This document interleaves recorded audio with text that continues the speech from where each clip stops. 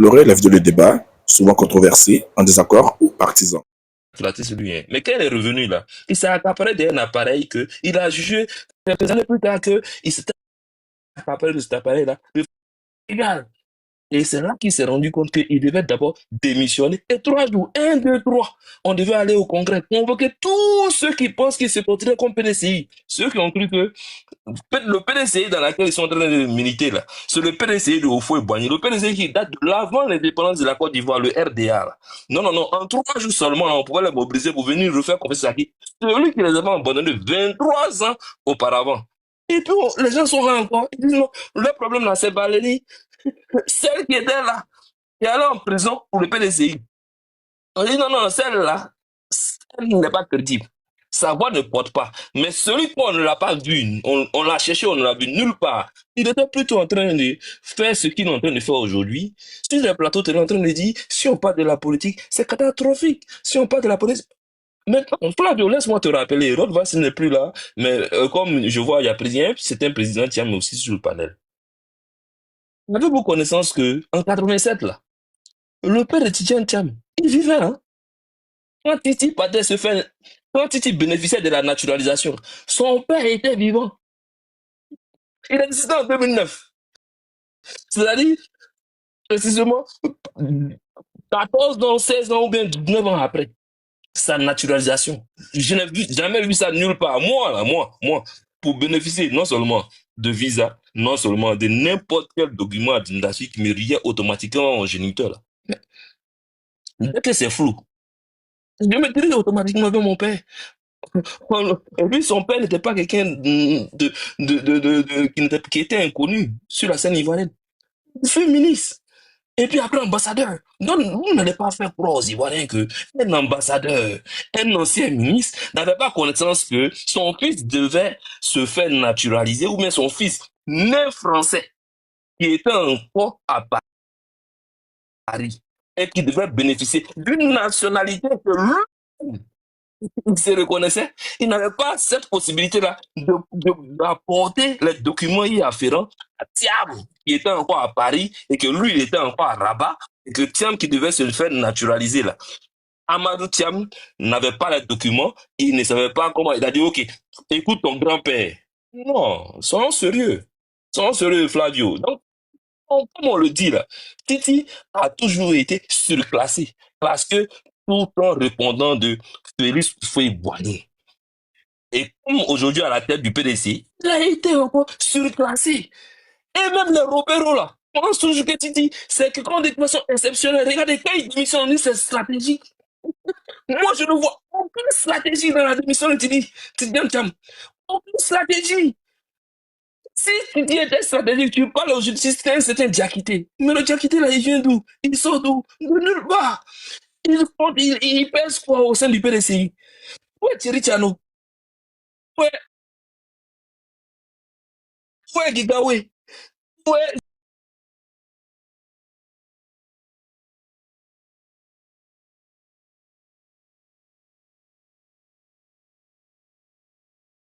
ce genre d'action-là? Pourquoi? Parce que le PDCI n'intéresse plus les gens.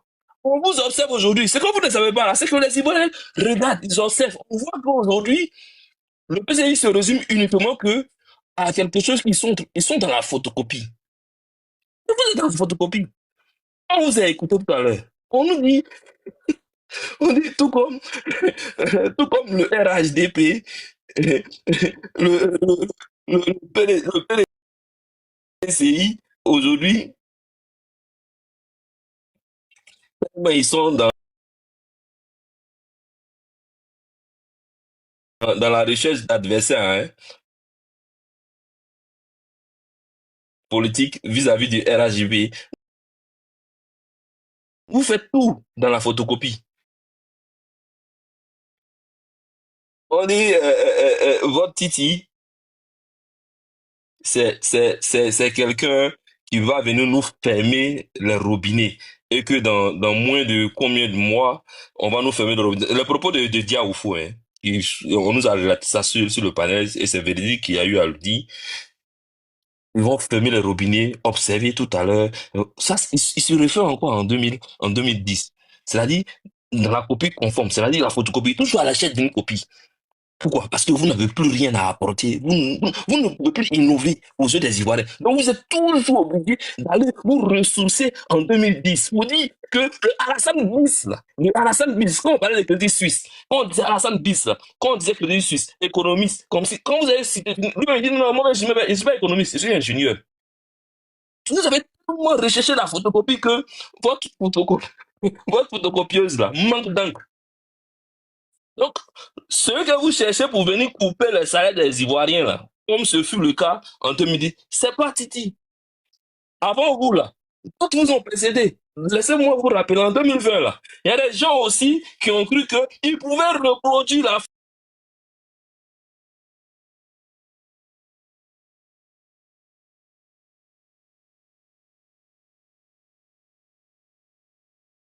civile que le leader du GPS, il fait cas, là.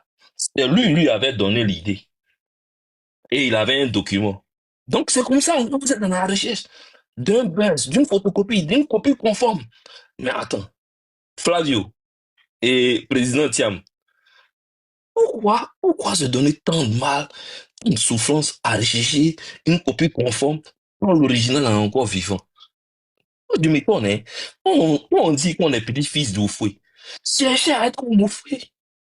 On dit qu'on hérite d'un parti politique comme le PDC. Mais cherchez à être conforme comme Bédier. Pourquoi aller chercher une copie conforme au président Alassane Ouattara qui est du RHDP? C'est à croire que le PDCI de Daoukro ne vous a pas. C'est-à-dire, vous n'avez aucun estime vis-à-vis de l'histoire des Bédier. Bédier ne vous enchante plus. Oufoué ne vous enchante plus. Il faut parler, il faut avoir une copie conforme à Alassane Ouattara pour exister aujourd'hui en Côte d'Ivoire. Ça donne raison aux Ivoiriens pour dire que avec Ado là, en 2025, c'est un coup KO. Nous, on n'a même pas peur, on n'hésite même pas. Parce que quand les Ivoiriens vous écoutent et vous voient là, on sait que vous cherchez toujours un profil qui va venir essayer de challenger Ado, le RHDP. Et là, les Ivoiriens vous attendent là-bas, et les nos parents là. Quand vous allez partir les expliquer que votre gars du crédit suisse là, on peut le comparer à Ado, ils vont comprendre que réellement là, c'est parce que vous n'avez rien à proposer. Sinon, il a démissionné. C'est avec quelque chose au sein du PDC. Vous aurez fait mieux. Mais vous allez démontrer que non, à part Titi, à part un profil type qui peut ne serait-ce que s'accommoder ou bien sous-entendre. Bon, je m'arrête là. Donc, on est confiants et on est rassurés. Vous dites que le PDC n'a plus rien à proposer et qu'elle va mourir de sa plus belle mort. Merci à tout le monde. Et bon, je ferme mon micro. Ok, merci Patriote, merci. Les gars, tapotez le live, tapotez s'il vous plaît, tapotez. Bonsoir Doyen Kokora, vous voulez parler avant Président Thiam ou après Président Thiam? Doyen Kokora. Il faut lui donner la parole. Ok, Président Thiam, allez-y pour vos 6 minutes. D'accord. Bonsoir à tout le monde, j'espère que vous allez bien.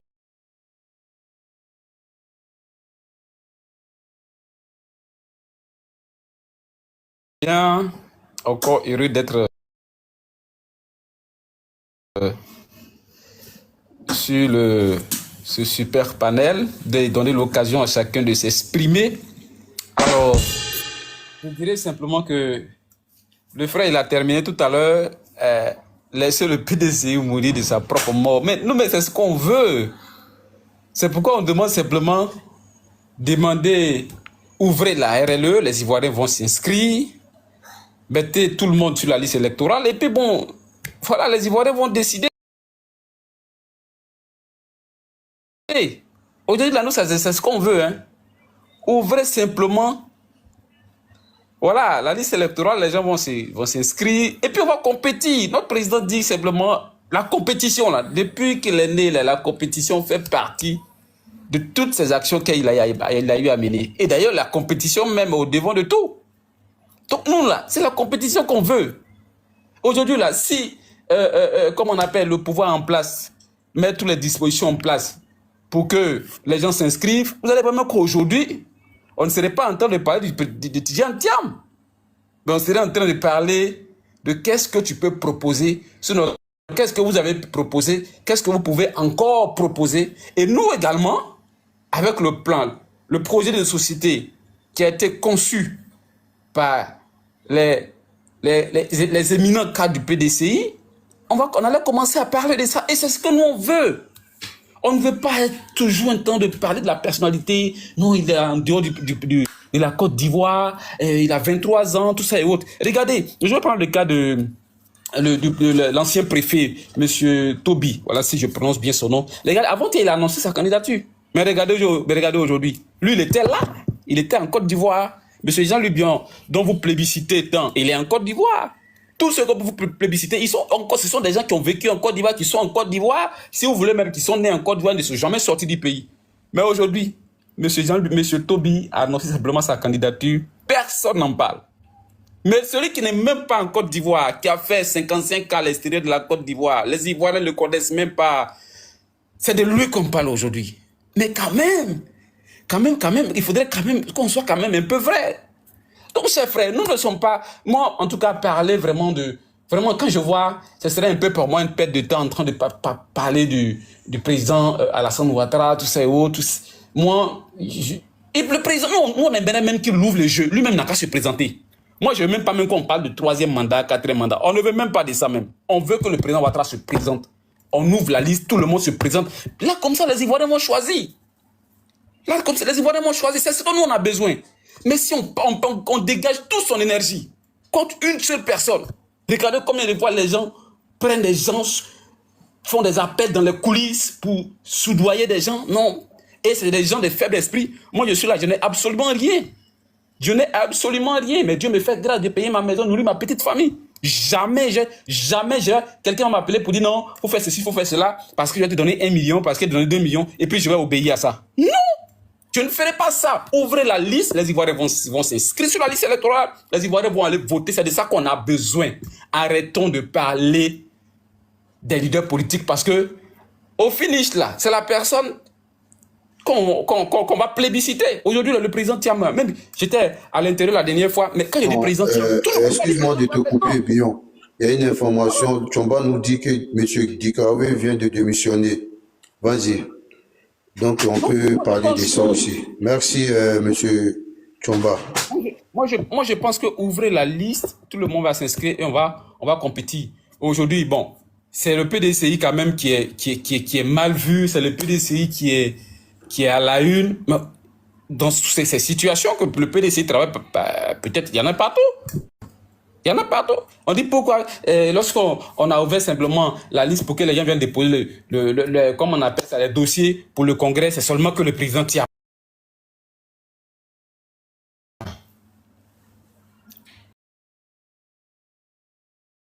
Mais est-ce que le PDCI a empêché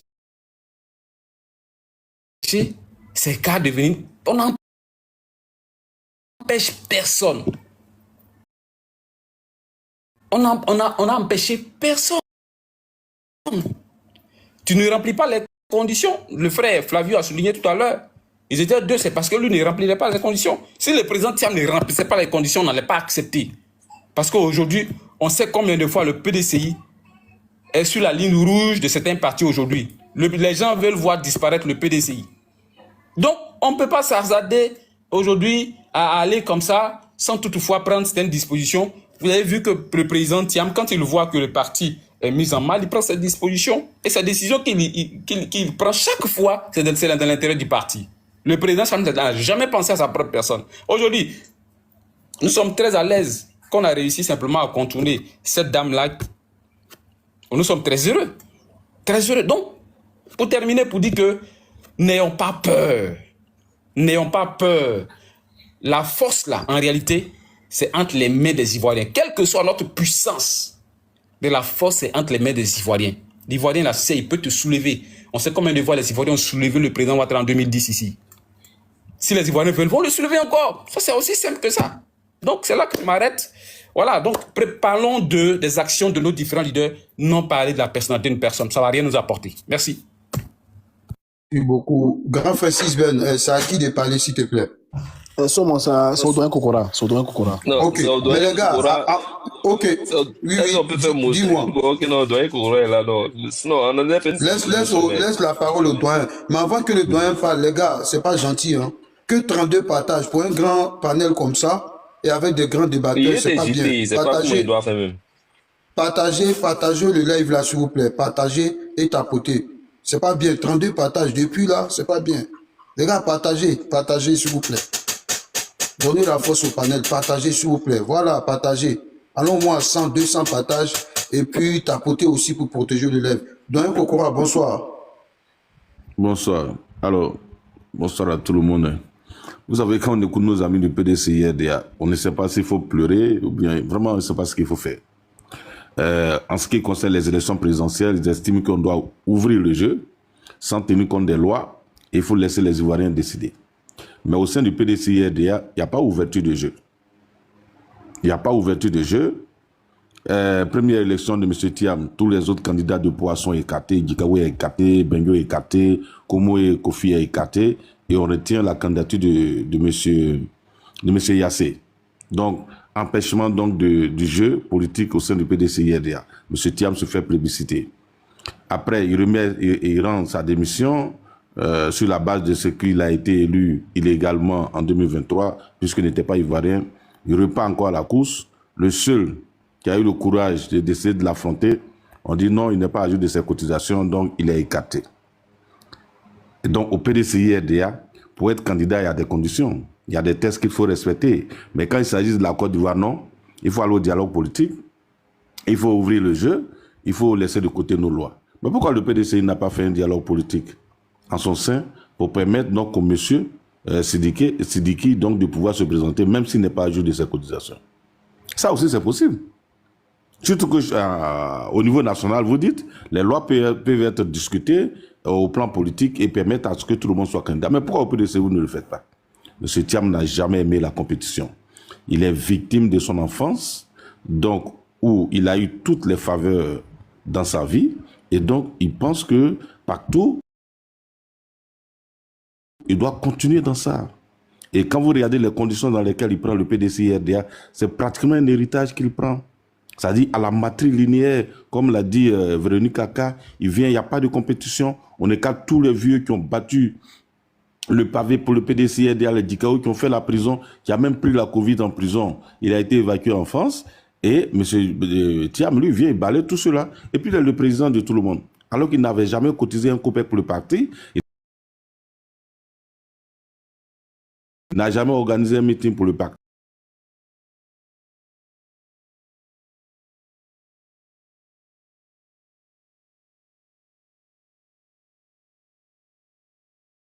De ses origines, où il a tout eu. Vous regardez un peu, le monsieur, il passe son BPC au Maroc. Je ne sais pas s'il a eu ou bien il n'a pas eu, mais je suppose qu'il a eu.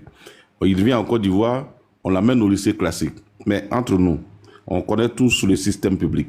Quelqu'un qui a fait ses études ailleurs, ou même a fait le privé, par quelle alchimie, lui, il a réussi à intégrer le système public. Mais lui, il réussit à intégrer le système public sans être orienté.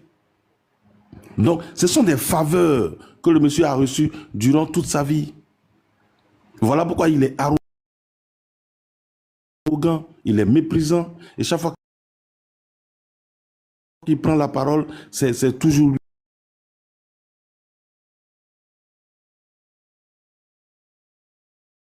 lui, moi.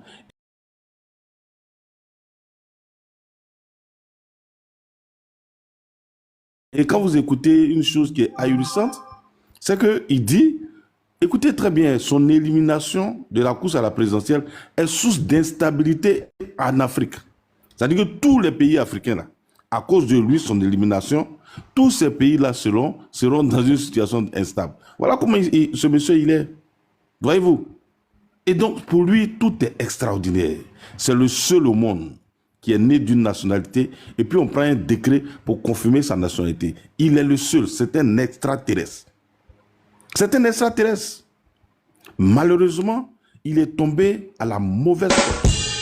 Et ça, on va le dire clairement à nos amis du PDCIRDA.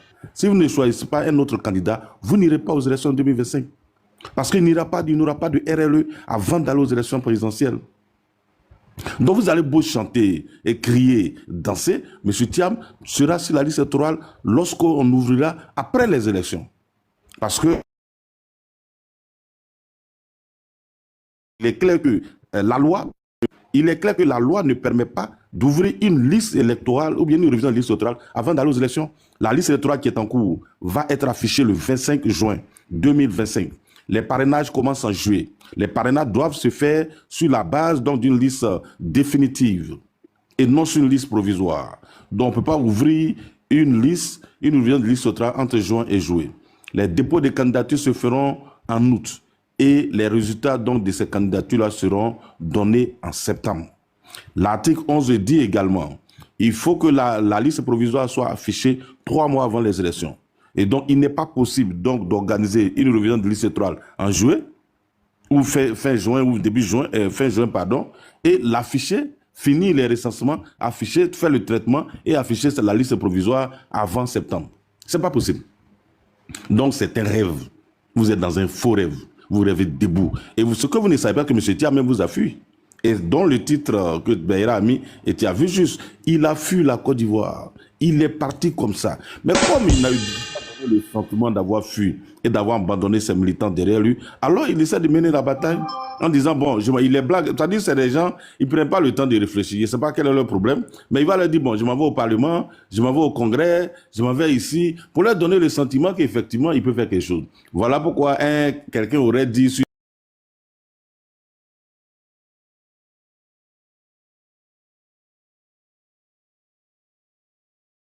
un panel qui, dans peu de temps, ils vont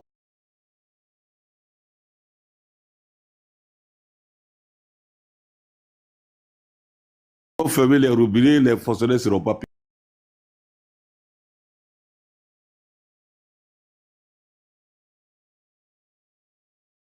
payés. Mais ils croient à ça.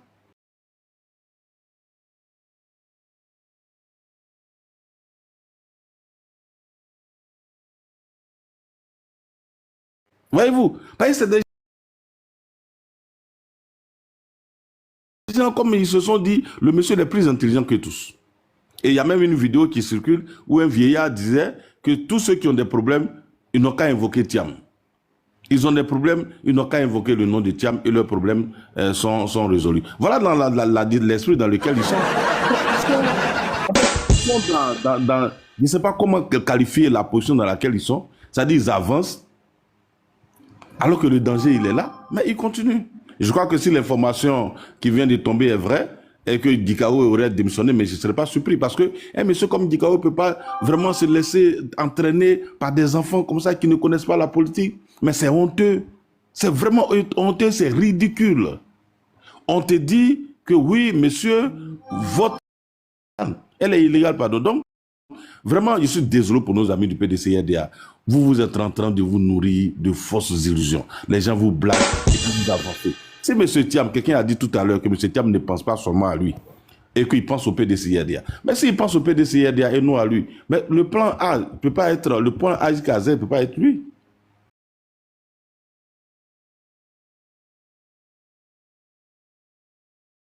Lui. On n'a pas pensé à lui. Il a regardé l'équipe, puisque vous dites que vous avez un projet et qui va convaincre les Ivoiriens. Donc choisissez quelqu'un parmi vous qui va porter ce projet avec le soutien de M. Thiam, qui va battre campagne pour lui, qui va l'accompagner partout pour lui dire, si vous votez celui-là, c'est que c'est moi que vous avez voté. Il ne peut pas faire ça. Ça veut dire que ce monsieur est un but de sa propre personne. En dehors de lui, personne ne peut exister au PDCI-RDA. Voilà pourquoi il est venu prendre le PDCI comme un bien familial, sans compétition, avec un score de 99,99, je crois. La première fois où on voit vraiment, c'est des scores soviétiques. Mais c'est vraiment malheureux. On ouvre une campagne. Le 12, ça c'est la première fois que je vois ça au monde. Un parti politique qui ouvre un congrès. Le 12, le 14, l'élection est terminée. Waouh, vous êtes formidable. Vraiment, M. Thiam est venu faire la politique autrement. Parce que je n'ai jamais vu. Vous voyez, le RADP a lancé son congrès un mois avant. C'est le 22 qu'on aura le congrès. Je crois que le PPACI avait fait de même. Donc, arrêtez de vous distraire. Quand on nous dit oui, c'est parce que M. Thiam représente quelque chose, qu'aujourd'hui, les autres annoncent leur candidature, mais ça ne fait pas l'objet de débat. Mais c'est tout à fait normal. Si M. Thiam était venu en tant que candidat indépendant, ou bien président d'un parti comme ADCI, mais personne n'allait parler de lui. Mais c'est parce que le PDCI-RDA est le deuxième parti politique, ou bien le premier parti politique de l'opposition. C'est comme au Sénégal. Mais il y avait d'autres candidats. Il y avait les Wad, il y avait la première ministre Fatou, il y avait d'autres personnes. Amadouba, mais dans l'opposition, on parlait de qui? On parlait de Sonko lui seul. Parce que son parti était le parti politique de l'opposition, le premier parti politique de l'opposition. Donc c'est tout à fait normal. Imaginez M. Thiam venir encore et puis dire je suis candidat indépendant comme Toby. Mais qui va parler de lui? Personne ne va parler de lui. Son problème, personne n'allait en parler. Mais à partir du moment où il est président du parti le plus important dans l'opposition, même s'il est rabougri, mais c'est le premier parti de l'opposition, donc naturellement, il va attirer l'attention des gens sur eux. Mais tout ça, non, pour eux, c'est la propre personne de M. Thiam, donc qui entraîne le débat. C'est-à-dire que tout est ramené à sa propre personne. Il faut que vous sortiez de l'idolâtrie. Parce que ça, c'est de l'idolâtrie. Ça ne repose sur aucun élément, je veux dire, factuel. Mais tout ça, M. Thiam, oui, il a fait ci, c'est son parcours. Lui, s'il n'est pas dans la course, toute l'Afrique sera instable. Voilà un monsieur comme ça. Mais il faut qu'il redescende sur terre. Tu peux distraire tes militants qui vraiment ne rêvent qu'à toi. Je ne sais pas quel nom tu leur as donné, mais qui ne rêvent qu'à toi. Mais tu peux distraire les Ivoiriens. D'ailleurs, tu as fait 24 ans à l'extérieur, mais la Côte d'Ivoire a vécu tranquillement. Et d'ailleurs, quand tu reviens en Côte d'Ivoire, c'est parce qu'il y a quelqu'un qui a travaillé, qui a remis le pays sur les rails, et que toi, tu reviens. Et comme toi, pour toi, tout doit être donné comme héritage, alors on a embelli le pays, alors tu vas venir prendre. Mais sauf que tu as laissé des gens derrière ici, hein, qui ne sont pas des femmelettes. Tu nous as laissé derrière, nous les Kokora, là. On a battu, on a risqué nos vies pour que ce pays-là soit à ce niveau. Parce que si on ne s'était pas battu pour que le président Ouattara arrive au pouvoir, ce pays-là serait dans l'abîme. Et alors que lui nous a fui parce que le pays était dans l'abîme, et comme lui disait, oui, moi je n'aime pas la violence, mais il a fallu quelqu'un pour détruire les instruments de violence. Et pour ramener la Côte d'Ivoire dans une situation de paix et de stabilité. Pour faire fuir les discours de la violence, les discours de la haine, les discours de la xénophobie, du tribalisme, pour que toi tu reviennes en Côte d'Ivoire. Parce que ce sont ces mots qui, selon toi, t'ont fait partie du pays. Et donc, il a fallu des gens pour se battre. Pour que la Côte d'Ivoire soit à ce niveau. Donc quand tu reviens là, si tu ne nous respectes pas, tu vas nous trouver sur ton chemin. Ça c'est clair. Et ça, on ne va pas badiner là-dessus. En tout cas, vraiment, il faut que nos amis du PDCI-RDA se tiennent pour le dire que la Côte d'Ivoire d'aujourd'hui et le RHDP ne va pas résigner sous les moyens. Et ça, on vous le dit. Et on vous attend le 31, vous dites, vous allez organiser un meeting qui va mobiliser 50 000 personnes. On attend. Relevez le défi. Et je crois même que au lieu de, chaque parti politique devrait faire son meeting pour montrer la force de chaque parti politique. On va donner le stade au Fouboyen, au PDCI-RDA, ils vont organiser leur meeting. Le PPACI va faire pour lui. Et nous, le 22-21, on va organiser notre manifestation au stade Alassane Ouattara des BP pour mesurer la force de chacun des partis politiques en face. Et nous allons répéter la même chose à Paris. Voilà, pour monter la force de chaque parti politique. Donc vous n'allez pas vous mettre ensemble. Oui, vous avez combien de partis? 25 ou 30 partis politiques. Vous dites, ça va faire un meeting, on va mobiliser 50 personnes. Mais 50 000 personnes. Mais mettez-vous ensemble. Mais nous, on va vous battre dans la mobilisation. Doyen Kokora, il y a une motion pour vous. Monsieur Flavio, je vois tes commentaires. Doyen Kokora, c'est notre patron. Il peut parler le temps qu'il veut. Non, si n'est pas d'accord. Non, si il continue, je le fais. Non, je vais l'expliquer. C'est notre patron. Il peut parler le temps qu'il veut. Attends. Non, mais c'est même pas discuter. C'est même pas discuter. C'est même pas discuter. C'est même pas discuter. Il dit, tout à l'heure, ils étaient sur leur panel ou leur cadre était là-bas. J'ai fait la demande, on m'a même bloqué même. Donc, M. Flavio n'a pas de leçon à donner aux gens. S'il n'est pas d'accord avec nos principes, il descend carrément. Tu n'as même pas besoin de lui expliquer. Voilà pourquoi tout à l'heure, il a pris la parole. Oui, moi, je n'accepterai pas ceci. Mais personne n'est invité à un débat. Hein. Voilà. Je vais dire de toi-même, on t'a accepté. J'ai la lettre de démission du professeur Maurice Kakou Gikoye. Vous voulez que je le lise? Voilà, il faut la lire, c'est important. Ok. Le bateau est en train de couler. Démission de mes fonctions de conseiller politique du PDCI, du président du PDCI-RDA.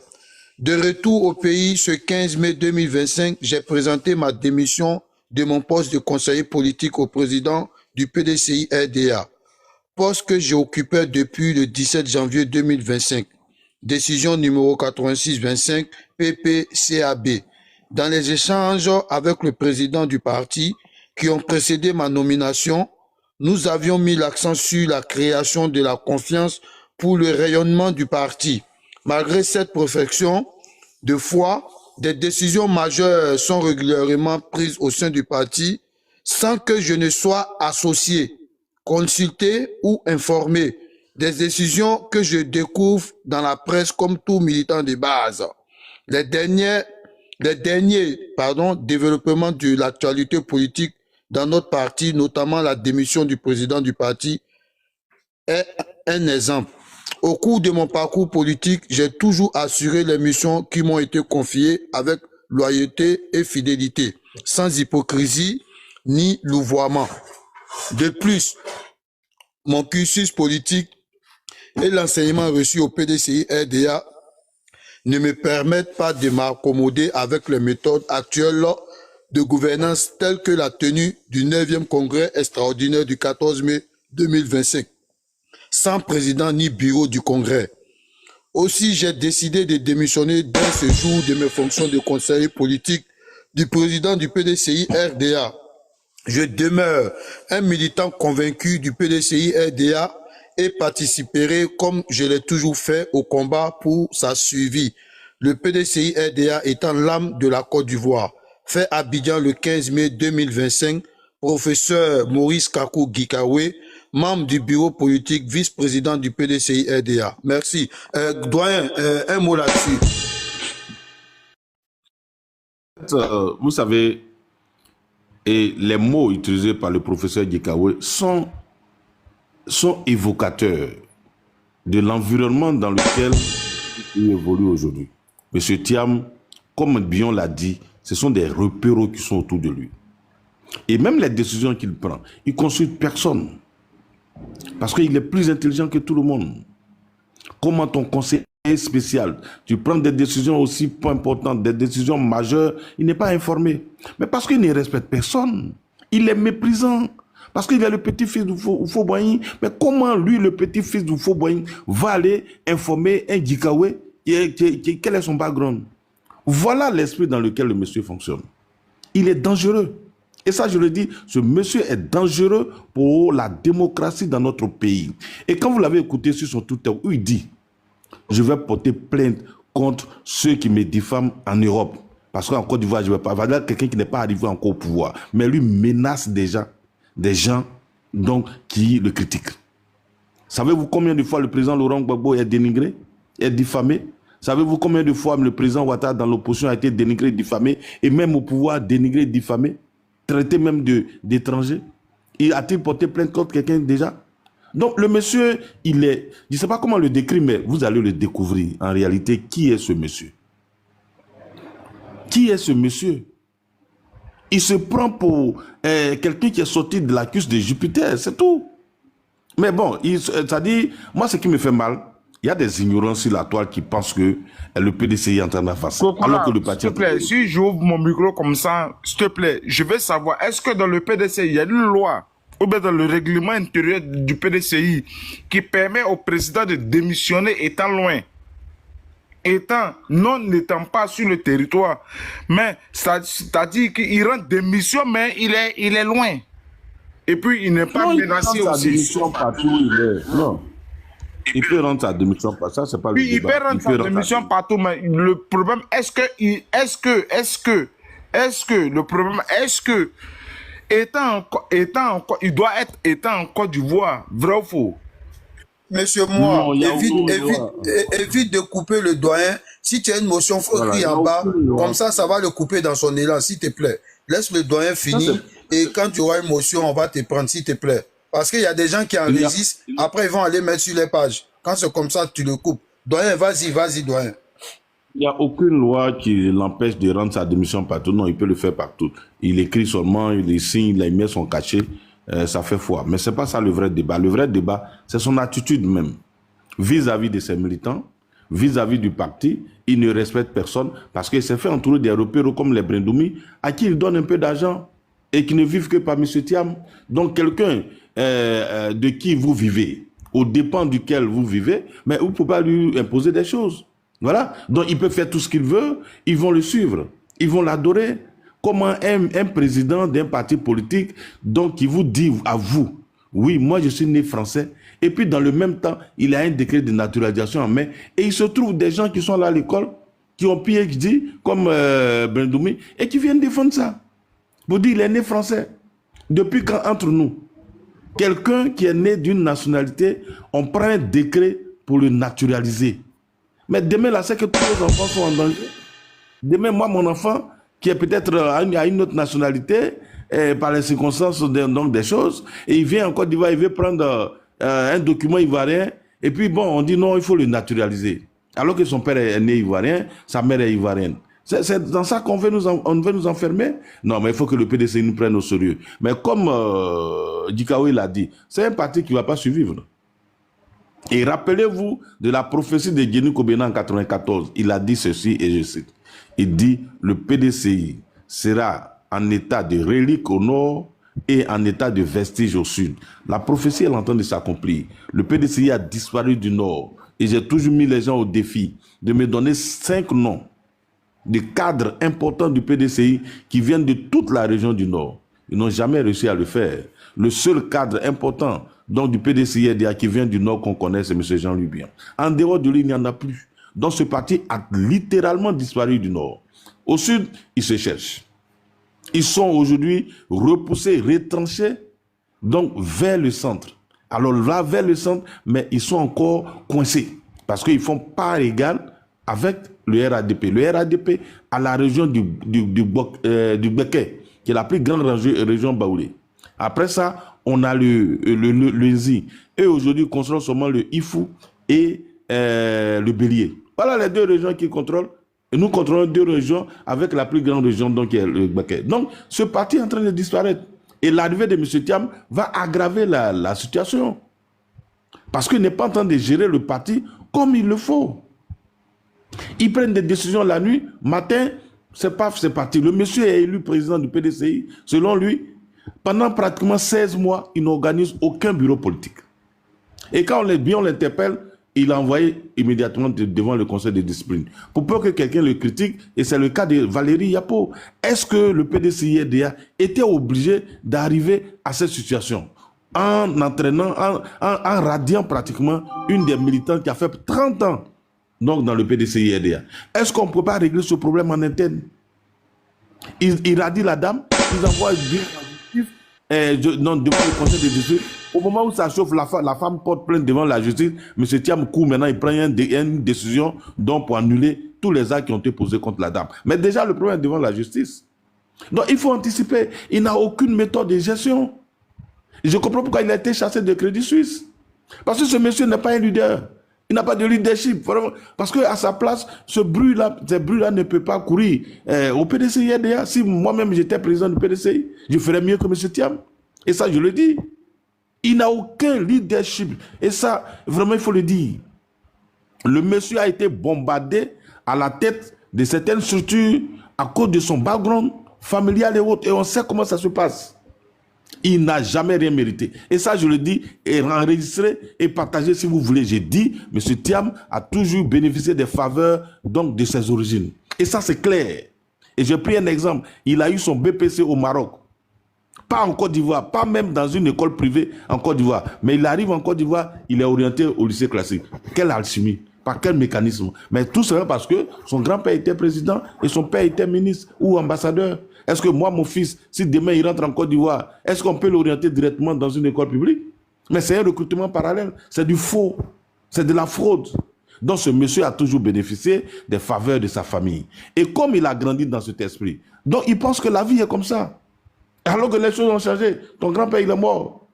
Et les gens ont pris conscience, la Côte d'Ivoire n'est plus celle d'hier, où il y avait une famille qui pouvait contrôler tout le monde. Non, non, aujourd'hui tout le monde est intelligent. Hein? Ça, lui il a pensé qu'il est le plus intelligent que tous les Ivoiriens, mais il se trompe. Tous les Ivoiriens sont intelligents. Même s'ils n'ont pas eu le parcours qu'il a, et il y a d'autres, mais il y a beaucoup qui ont eu mieux que lui. Alors là, mieux que lui. Le DG donc de l'INPHB, mon ami et frère Moussa Kader Diaby, mais il a fait Polytechnique, il a un doctorat. Mais lui n'a pas eu de doctorat, il a fait 5 ans d'études, 2 ans de prépa, 3 ans d'école d'ingénieur. Pour quelqu'un qui est issu d'une famille aussi importante et prestigieuse, à 5 ans seulement tu as fini tes études. Pourquoi? Mais c'est de la paresse. Les Ouattara, là, ils n'ont pas eu une famille prestigieuse, ils n'ont pas eu une famille de ministres, mais il a fini son master, il a commencé à travailler, et puis il a continué ses études pour obtenir un PhD. Ça, je le respecte. Je le respecte. Les Abdraman Sissé, là, son père vendait, je crois, poulet à Port-Boué. Mais il a fait Polytechnique, il était le major de Polytechnique. Des gens comme ça, je les respecte. Mais toi, tu partais à l'école en limousine. Bah, ce que tu as eu là, pourquoi je vais te respecter? C'est le contraire qui nous aurait surpris. Donc, il faudrait qu'il Kokora, il y a Côte d'Ivoire qui a une motion pour toi. Voilà, il faudrait qu'il redescende sur terre. Monsieur moi, s'il te plaît, je vais prendre ta place pour 5 minutes. On va faire monter notre tata et puis après on te fait remonter. Donc, Kokora, allez-y. Voilà, il faudrait qu'il redescende sur terre et qu'il comprenne que la Côte d'Ivoire, c'est pas le champ de son papa ni de son grand-père, mais c'est une nation. C'est 30 millions d'Ivoiriens à égale valeur. Donc, vraiment, il faut qu'il comprenne et qu'il peut manipuler le PDCI comme il veut, parce que c'est une association privée à son problème. Et le problème des militants du PDCI, mais et le pays, là, vraiment, ça appartient à tous les Ivoiriens. Voilà. Même s'ils disent que nous sommes les gardiens et qu'ils sont les propriétaires, mais il va falloir nous démontrer que nous sommes les gardiens et puis ils sont les propriétaires. Merci infiniment, Souma. Côte d'Ivoire, vas-y pour ta motion. Vas-y pour ta motion. Bonsoir, Monsieur Kokora. J'espère que vous allez bien ou j'espère que tu vas bien. Oui. Ouais, je vais bien. Il y a pas si longtemps, il y a Jeune Afrique qui a écrit sur Thiam. Je ne sais pas si tu as pu voir ça. Où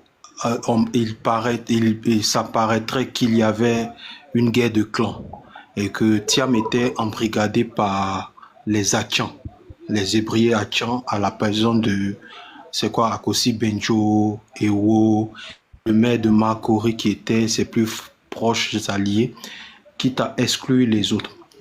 Je me demandais, est-ce que la venue de Thiam, ou bien les différentes sorties ratées de Thiam, n'est pas due non seulement à son amateurisme, mais au fait qu'il y ait un clan une ethnie qui n'a jamais dirigé et qui espère, au travers de Thiam, à gagner les sphères les plus hautes du pouvoir, comme ce que l'a mentionné Jeune Afrique. Ça, c'est la première question. Maintenant, la deuxième question.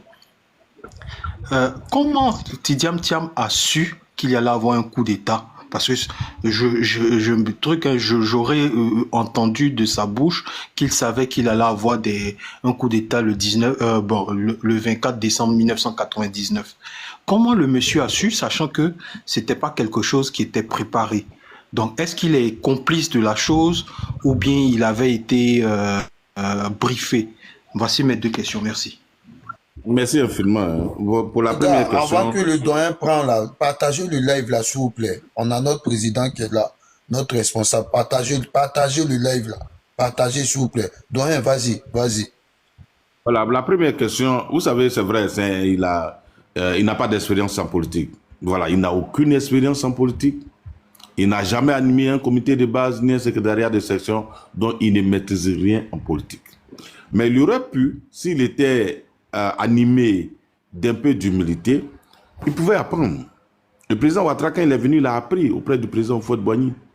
Donc, il aurait pu s'appuyer sur des cadres du parti, tels que les Djikaoué, qui sont les dinosaures de la politique en Afrique, en Côte d'Ivoire.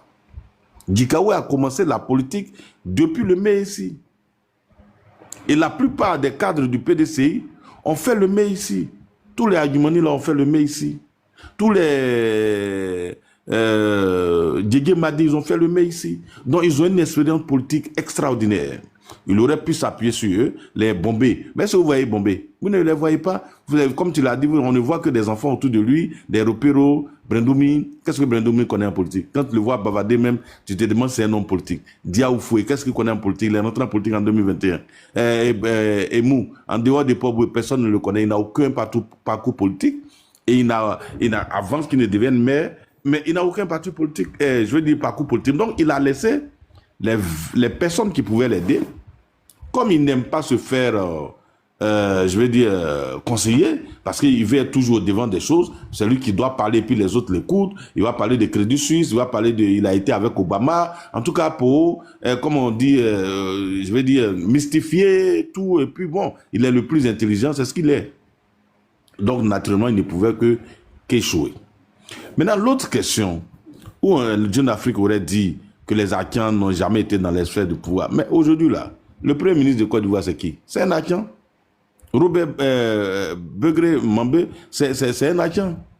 Voilà. Donc c'est faux de dire que oui, les acteurs l'ont... Non, c'est M. Thiam, il est otage de sa propre personne. Parce que sa vision est d'abord individuelle. C'est sa gloire personnelle qu'il faut.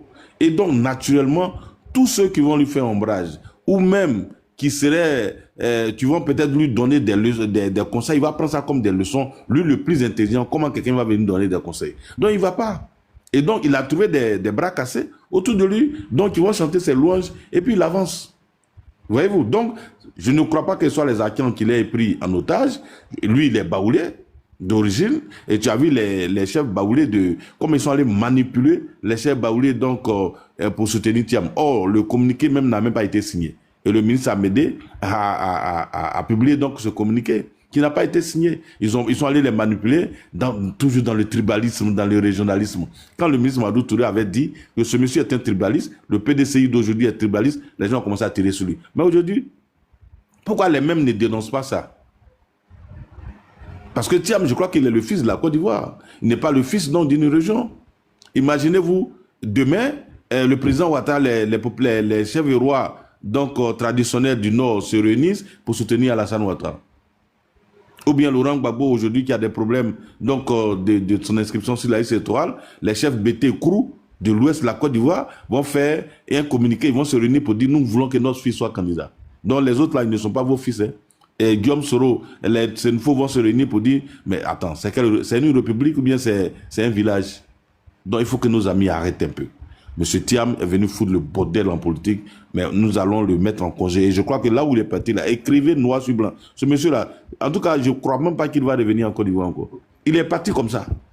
Mais il vend du faux à ses militants, de faux espoirs à ses militants en leur faisant croire qu'il mène la bataille. Il ne mène aucune bataille. Il a, on l'a vous avez vu dans les rues en train de se promener, non? Et il fait croire à ces gens que oui, il est capable de couper des robinets. Mais avant-hier, les États-Unis ont signé des contrats avec la Côte d'Ivoire de près de 4 000 milliards pour les entreprises. Et quand vous écoutez l'ambassadrice des États-Unis, elle dit que c'est un accord historique et que jamais l'Amérique n'a signé de tels accords en Afrique. L'Africa CEO Forum qui a été organisé a mobilisé beaucoup plus de personnes que toutes les autres éditions pour montrer que tout ce qu'ils disent c'est du mensonge. Mais les jeunes gens qui courent sur les panels, ils peuvent comprendre ça. Ils ne lisent pas, ils n'ont aucune information, ils n'ont aucune culture politique. Et même intellectuellement, ils sont faibles. Non, ils vont croire à ces genres de choses. Oui, il est capable de... Aujourd'hui, en Côte d'Ivoire, Alassane Ouattara vient de refuser 9 milliards d'appui de l'Union européenne pour nous aider à organiser les élections. Pour dire au monde entier que la Côte d'Ivoire est souveraine. Parce qu'il ne viendra jamais à l'esprit d'un pays d'aller financer les élections en France, ni aux États-Unis. Encore moins, même au Maroc. Donc pourquoi est-ce que nos élections vont être financées par d'autres pays? Non, ce n'est pas possible. Donc le président leur a dit, vos 9 milliards là, vraiment merci à vous, merci pour votre attention, merci pour votre générosité, mais gardez ça pour vous. Vous pouvez faire de ça, vous pouvez aider les Burkinabés ou bien ceux qui ont des problèmes, les 9 milliards là, ceux qui ont des problèmes au niveau donc, de la sécurité alimentaire, vous pouvez les aider. Mais nous, on n'en a pas besoin. Ça, c'est un signe qui montre que la Côte d'Ivoire n'est plus celle dont nous avons hérité en 2011. Donc je vais m'arrêter là pour dire, soyez sereins, M. Thiam et son équipe, ils vont baisser la garde très bientôt. Voilà, parce qu'ils vont se rendre compte de l'évidence. Mais ce n'est pas loin. Merci infiniment. Merci beaucoup, merci beaucoup. Les gars, Voyez, sous votre contrôle... tu n'as pas terminé. Il reste une dernière question. Où j'ai demandé comment il a su qu'il allait avoir un coup d'État en Côte d'Ivoire. Ah non, voilà, merci infiniment. Non, c'est un menteur. Ça, monsieur est un menteur. Il veut toujours se présenter comme le meilleur. C'est-à-dire, à la limite, peut-être un petit Dieu qui a le don d'ubiquité. Lui, il était le ministre du plan, mais il était déjà au courant qu'il allait avoir un coup d'État. Par quelle alchimie? C'est-à-dire, le ministre de la Sécurité ne sait rien, le ministre de la Défense ne sait rien, mais c'est toi qui savais qu'il allait avoir un coup d'État. Donc, quand vous l'écoutez, en fait, vous avez vu, il n'a jamais parlé du président Bédier. Il n'a jamais parlé du premier ministre Denkan. Alors qu'il travaillait sous la responsabilité de ceux-là. Mais quand il parle, moi, j'ai fait ça. J'ai construit la mosquée du plateau. Je l'ai décoré. Il est entièrement construit. C'est moi qui ai fait les 12 chantiers. C'est moi qui ai fait ceci. Nanani, nanana. Voilà son discours. Et donc, il s'est toujours présenté comme le seul, le premier. Et puis, il doit parler de personne. Donc, voilà pourquoi il entend dire au monde entier que lui, ministre du Plan, il était plus informé sur les questions sécuritaires que le ministre de la Défense et le ministre de la Sécurité. Est-ce que ça, c'est possible? Mais ses amis vont croire ça. Lui, c'est le super-homme. Il est extraterrestre. Et c'est comme ça qu'il faut prendre l'homme. Il n'est pas comme nous. Hein. Peut-être son sang là, c'est bleu. C'est pas rouge, c'est bleu. Un sang spécial. Il connaît tout. Il maîtrise tout. Il est plus intelligent que tout le monde. Voilà comment il est. Voilà pourquoi j'ai dit, ça répond à ce que je disais, où j'ai dit ce monsieur, mais il se prend pour, je vais dire, quelqu'un qui est sorti de la cuisse de Jupiter. Il est arrogant, méprisant. Quand il parle de nos lois, des lois sombres, il parle de la Côte d'Ivoire avec mépris à l'extérieur de nos pays, sur les plateaux télé. Et les gens pensent qu'on va croiser les bras pour le regarder. Non, détrompez-vous, hein. Ça, c'est petit combat. On a mené des combats plus durs que ça, où on était prêt à laisser nos vies. Donc, c'est pas ça là qui va nous effrayer.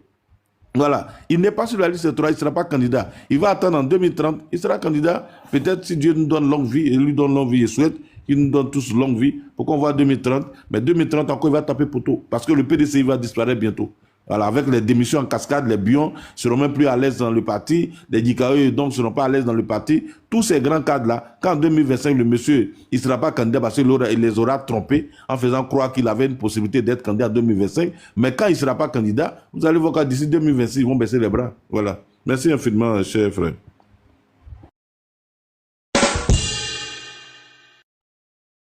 Contrôle. Avec la largesse, on va donner la parole à la tata. Je vous demande des excuses. Moi, excuse-nous, c'est notre tata, tu vois. Tu vas remonter tout à l'heure. Elle va juste placer un mot et puis après, on va te faire remonter. Tata, vas-y. Bonsoir. Oui, bonsoir tout le monde. Bonsoir Kokora, bonsoir Béra. Vraiment, toujours un plaisir de vous retrouver. Bon. Moi, je viens aussi de... Je dois vous féliciter de faire... Lucas, je salue tout le monde. Hein. Félicitations pour la veille stratégique que vous faites. Si on n'était pas là à cette heure-là, on allait avoir la nouvelle que demain. C'est de ça qu'il s'agit. Bon, moi, je prends la parole là. Parce que Dikawe, nous, c'est notre tonton. Je vais vous expliquer. Quand il dit c'est notre tonton, Dikawe, il est guébier et Zabia.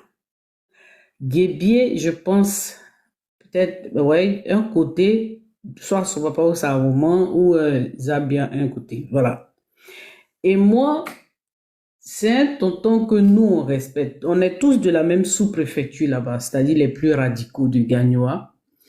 Et sa présence au PDCI, vraiment, ça nous dérangeait beaucoup. Je ne sais pas s'il est parti, hein, mais on tolérait. Si vous remarquez bien, nous, dans notre sous-préfecture, c'est vrai que les gens sont radicaux, mais Dikawe, il a toujours gagné, il a toujours été le député là-bas.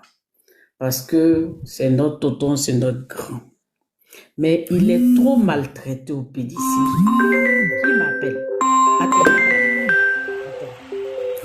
Franchement, moi, personnellement, je vois qu'il est trop malmené au PDC. Il était trop maltraité.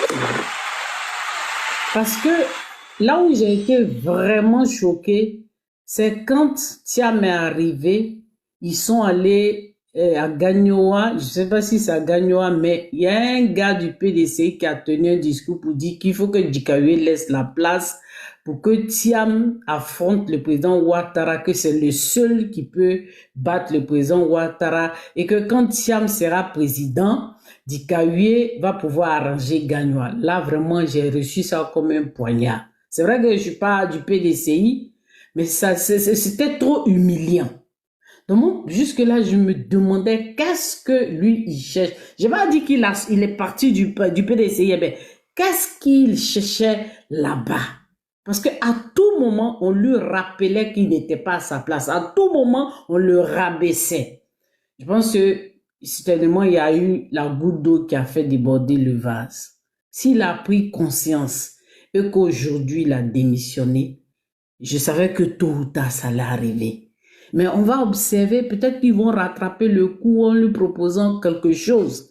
Mais moi, je serais lui, franchement, je ne peux pas jouer les larbins devant un Thiam. Dikawe, il fait partie des dinosaures. Dikawe, il est comme les JJ Madi, comme les Bombay, mais je ne comprends pas ce qu'il cherchait là-bas. Bon, comme Dieu sait faire les choses, si aujourd'hui il a fait son mea culpa, qu'il a vu qu'il était trop rabaissé, qu'il a démissionné, on va voir.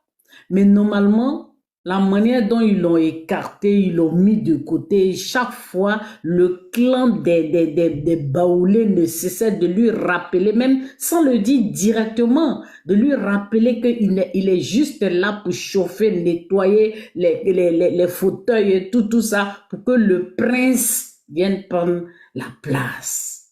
Donc, c'est à la bonne heure. Et j'espère qu'il va être assez courageux pour pouvoir vraiment aller jusqu'au bout de ce que... Même s'il ne vient pas au RHDP, c'est pas grave. Mais dans la vie, quand on te bafoue, il faut te ressaisir et puis tu prends tes responsabilités. Tu es quand même un guébier, un tonton. Donc, c'est pas trop tard. Nous sommes là, on va te soutenir même si tu viens pas au RHDP. Mais c'était trop. Comme ils disent les Anglais, enough is enough. C'est ça on dit non, Kokora. C'était trop ce qu'ils subissaient. Hein? C'est ça. Assez, C'est c'est ça. assez. Trop, Non, c'est trop. c'était trop, le monsieur. Qu'est-ce qu'il n'a pas donné sous fouet, sous bédier, jusqu'à ce qu'on vienne le narguer tous les jours, prendre un dia au fouet. Un gars qui ne sait même pas s'exprimer devant un dicarier. Non. Dans la vie, il faut être heureux. Chez nous, là, chez nous, dans notre sous-préfecture, là-bas, là, les gens ne réfléchissent pas pour aller voter. Hein. Quand ils ont décidé que c'est toi, là, c'est toi. Mais Dikawé arrive à s'imposer pour être député là-bas. C'est parce que nos parents le prennent. C'est vraiment le bon cheval. Parce qu'on sait que malgré tout, c'est notre tonton. Et on le voyait malmené comme ça dans ce PDC. C'est-à-dire on était meurtri, mais comme il est collé là-bas, on ne peut pas parler.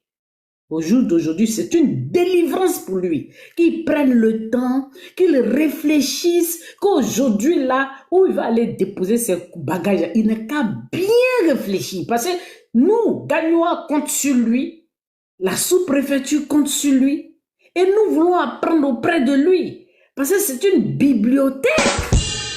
On a déjà Dakouri Tablé, lui, André, qui est notre tonton aussi, mon parrain à moi, à qui j'ai fait un big up ici. Nous avons déjà DJ Bagnon, nous avons déjà Alcide DJ, nous avons tous ces gens-là. Mais Dikawé, c'est mon direct. C'est-à-dire que, je vous explique, Dikawé, il est guébier un côté et puis Zabia un côté. Exactement comme moi. Moi, je suis guébier un côté puis Zabia un côté. Donc, ça me touche directement. Donc, je sais pas. C'est comme s'ils viennent de nous enlever une épine du pied. On était étouffés, on sait pas. On peut pas voir un gars comme ça puis on va souffrir comme ça. Donc, nous, on dit, il n'a qu'à prendre le temps de réfléchir où il va aller mettre ses bagages, là où il n'a qu'à aller là où on va le respecter, là où on va le considérer, ou là où on va le consulter, là où on va le mettre à la place qui lui est due. Non, le PDCI, c'est pas la peine, c'est vraiment pas possible. Un petit clan, ça permet de bafouer tous ceux qui ont travaillé, qui ont fait le PDCI jusqu'à aujourd'hui. Bon, je vais m'arrêter ici. Tu as dit que... Toi, tu dis que je mens. Tu t'appelles Mike là. Tu dis je mens. Tu me connais. Et moi, c'est morpion. La modérateur, là, bloquez les microbes là. Bloquez les microbes. Non, laisse-le. Il n'a qu'à souffrir. Moi, on dit qu'on est content pour être Dikawé aujourd'hui. Il a pris ses responsabilités, mais aidons-le à aller jusqu'au bout pour ne pas qu'il ravale son vomi. Parce que là, ils vont le maltraiter plus qu'avant. C'est ce que je suis en train de dire. Voilà. Donc, je vais m'arrêter là. Voilà. Merci les gars de faire la veille stratégique. Merci beaucoup. Alassane Ouattara, notre président, n'est pas le camarade de quelqu'un. Il ne parle pas, mais les gens s'émiettent, ils se décomposent, ils se démolissent entre eux là-bas, et puis il est assis par terre. La sérénité incarnée, la puissance, la force de l'homme. Il n'a encore rien dit que les gens sont en train de se décomposer. Et s'il parle, parce qu'il va parler en mai, et nous serons à ce congrès, Kokora, tu me réserves une place là-bas. Parce que mon billet, il est déjà prêt. Ta place est déjà là. On va Ah t'inquiéter. oui, nous serons à ce congrès. Nous y serons. D'ailleurs, arrêtez là, faut pas les gens vont c'est doux. Oui, c'est en juin le congrès, on y sera, la délégation de la diaspora. D'accord, Béra, merci, hein, je ne vais pas monopoliser la parole. S'il y a quelqu'un qui veut monter, moi, il n'y a pas de souci, tu peux me faire descendre. Hein. Voilà, je suis quand même Merci, la mère, merci, soulagée merci. pour notre tonton Gikawi, franchement. Merci beaucoup, C'est merci pas très beaucoup, dur. merci beaucoup. Oui, merci. Voilà. Vous m'entendez? Vous m'entendez? Non, tonton. Oui, très bien, c'est moi, très très bien. Merci beaucoup, Tata Krasso, merci beaucoup. Les gars, on peut pas être sur un panel comme ça où il y a les dinosaures. On a notre président qui est là, vous partagez pas, vous tapotez pas, c'est pas bien. Donnez la force au panel, les gars, s'il vous plaît. Donnez la force, s'il vous plaît. Partagez, tapotez, s'il vous plaît. Le patriote, est-ce que tu es là?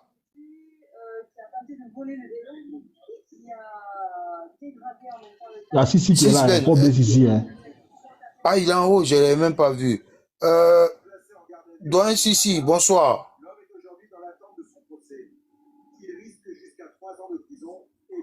Doyen Sissi, est-ce que tu es là? Ok, il n'est pas à côté. Maître, est-ce que tu es là? Il n'est pas à côté. Doyen Véridique, tu as la parole.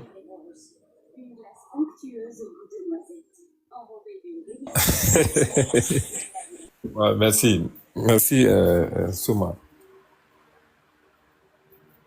Comme je l'ai dit, hein, on n'est pas devin. On s'en va encore se féliciter pour tous ceux qui sont lucides, qui ont compris qu'il n'y a plus d'espoir pour que celui-là que je ne cesse de présenter comme étant décédé politiquement parlant, qui n'est rien d'autre que l'enfant d'Amadou Thiam Esso. L'enfant d'Amadou Thiam Esso, encore une fois, a donné raison à tous ceux qui n'ont pas perdu leur temps, mais qui s'insurgent contre tous ceux-là qui veulent prendre la scie pour s'attaquer au trône de l'arbre Côte d'Ivoire. Voilà, il nous a donné raison. Raison sur tout ce qu'on a dit. Il n'a démenti aucun de nos propos. Nous avons dit qu'en 87 jusqu'en 2005, tout ce qu'il a eu à poser comme action, il ne l'a fait qu'en étant français. Jamais de la vie parce qu'il était ivoirien. Notamment son inscription sur la liste électorale. Nous l'avons dénoncé. Merci encore une fois et il nous a donné raison. Il nous a donné raison en démissionnant, en montrant encore une fois à ceux-là qui sont pour la défiance des institutions de la Côte d'Ivoire, qui sont pour la défiance de nos autorités que nous avons bien voulu instaurer pour que chacun de nous, n'est-ce pas, puisse jouir de sa liberté d'aller et venir pour avoir la paix, la quiétude. Voici des gens qui ont milité et qui ont, n'est-ce pas, cherché coûte que coûte à galvaniser les pauvres citoyens pour les manipuler. Nous allons faire ceci, nous allons faire cela. Non, l'enfant d'Amadou Thiam Esso est sorti pour dire que toutes vos actions passées et certainement futures dans le but de déstabiliser les institutions, dans le but de bloquer et de s'inscrire dans le passé de la désobéissance civile, il vous a débouté, il vous a désavoué. Il a démissionné. Il nous a donné raison. Et aujourd'hui, tout ce qu'on dit sur lui, il ne cesse de nous donner raison.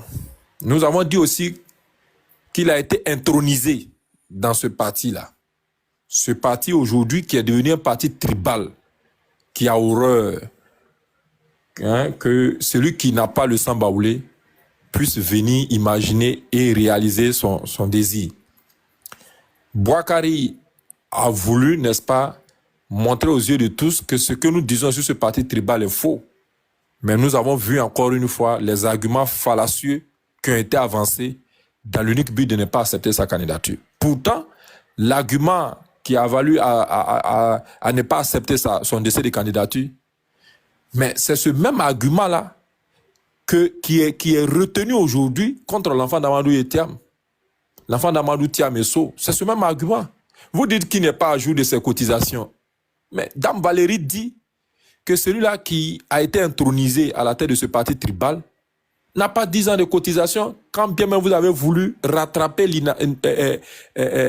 comme on le dit, ce qui ne peut pas être rattrapé.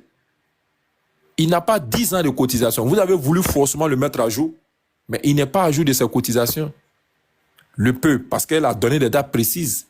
Elle dit, durant ces 23 ans d'absence sur le territoire ivoirien, il y a 20 ans où on devait payer 500 000 francs. Mais les 3 ans là, c'est 250 000 francs. Mais ce dernier-là, il n'a que 6 mois ou 6 ans de cotisation. Et le reste des années, vous mettez ça sur la facture de qui? Vous ne l'avez pas fait. Deuxièmement, encore, comme je l'avais dit tantôt, vous avez publié les conditions d'éligibilité à la tête de ce parti qui est le parti tribal PDCI. Il y a un élément qui est très important. Être ivoirien. Être ivoirien. Donc, parce que j'estime que je suis ivoirien lorsque mon pays lance un concours pour rentrer, par exemple, dans la fonction publique, je vais et puis on me dit de donner ce qui prouve que je suis ivoirien. Puis j'ai écrit que mon papa, ma maman sont ivoiriens. Non. Mais ce monsieur-là n'a pas pu produire. Et nous l'avons dit. On dit non, ce que vous dites là, vous mentez. J'ai dit, tout ce qu'on dit, chaque jour, on confirme nos propos, on nous donne raison. Ce monsieur n'a pas déposé des cartes nationales d'identité dans son dossier. Il ne l'a pas fait. Parce que, comme Fanny l'a dit, le maire Fanny l'a dit, on n'a pas besoin d'être devin pour voir ce qui s'est passé dans cette mascarade-là, encore une fois. Parce que depuis sa rénonciation, ce monsieur n'a pas de CENI en sa possession. CENI qu'il avait auparavant était, on va me dire ici que nul ne peut se prévaloir de sa propre turpitude, mais cette CENI-là, elle est caduque. Donc il va falloir qu'après sa rénonciation, il entreprenne maintenant de nouvelles démarches en vue de l'obtention de sa CENI. Cela passe par la possession de son certificat de nationalité et aller dans un centre d'enrôlement pour aller prélever, n'est-ce pas, ses empreintes. Mais il ne l'a pas encore fait. Donc, encore une fois, ils ont écarté. Non, nous avons exempté tous les candidats qui désiraient, n'est-ce pas, candidater concernant la fourniture, n'est-ce pas, de la pièce d'identité. Tout ça, là, encore une fois, pour montrer que nous avons assisté à une intronisation. Bref, j'aimerais m'arrêter là, mais pour dire encore une fois que nous avons raison. Ce parti est véritablement l'incarnation du livre de Bédier. Encore une fois, oui, c'est la vérité. Ce parti-là est vraiment l'incarnation du livre de Bédier, où il n'a cessé de plaider pour la confiscation du pouvoir, pour l'hégémonie de l'ethnie baoulé, pour montrer encore une fois que ce parti-là a été conçu, mis en place pour continuer de servir, n'est-ce pas, les intérêts d'un peuple au détriment des autres. Alors que nous sommes dans une Côte d'Ivoire hétéroclite, malheureusement, devant tout le monde, ils ont confirmé tout ce que nous disons dans nos salons, tout ce que nous disons dehors sur les panels. Honte encore une fois au PDCI. Merci. Merci beaucoup, merci beaucoup, merci beaucoup. Les gens continuent à tapoter. Hein. Patriote, est-ce que tu es revenu? Patriote, est-ce que lui n'est pas sur un autre panel là-bas? Mais il a jeté son corps hein, s'il y a des demandes. Ado 2050, vas-y, tu as la parole. Ou bien si tu es prêt, je suis prêt. Si tu es prêt, tu fais signe ici. Vas-y, Ado 2050. Wow, merci beaucoup, Soma. Voilà, bonsoir à tout le monde. Voilà, je profite pour faire un clin d'œil à mon grand frère Kokora, le boss Kokora. Voilà, le colis est bien arrivé à destination. On te dit encore merci. Voilà, pour promesse tenue. Voilà, merci. Nous, on tient nos promesses. Oui, bien sûr. Tous les soldats d'Ado ils sont comme leur leader. Ils tiennent toujours leurs paroles. En tout cas, merci pour la soirée d'hier. On a été très contents et On espère que ça va se perpétuer. Voilà, et qu'on aura d'autres rencontres plus intéressantes. Merci encore une fois. Voilà, donc je prends la parole ce soir pour, encore une fois, actualité oblige. Vraiment, moi, je commence à en avoir marre même quand on parle de ce... je ne sais même pas comment le nommer même ce soir-là. Parce qu'il me donne tellement la migraine. Ce plaisantin notoire de la politique ivoirienne là, qui pense qu'il est devenu un homme providentiel pour la Côte d'Ivoire là. Vraiment, il me donne des démangeaisons dans la tête et je souhaite vraiment vivement qu'à un moment donné, on n'a qu'à laisser lui-même ses propres gars, voilà, faire sa publicité sur le panel là-bas. Parce qu'il chauffe ma tête en réalité.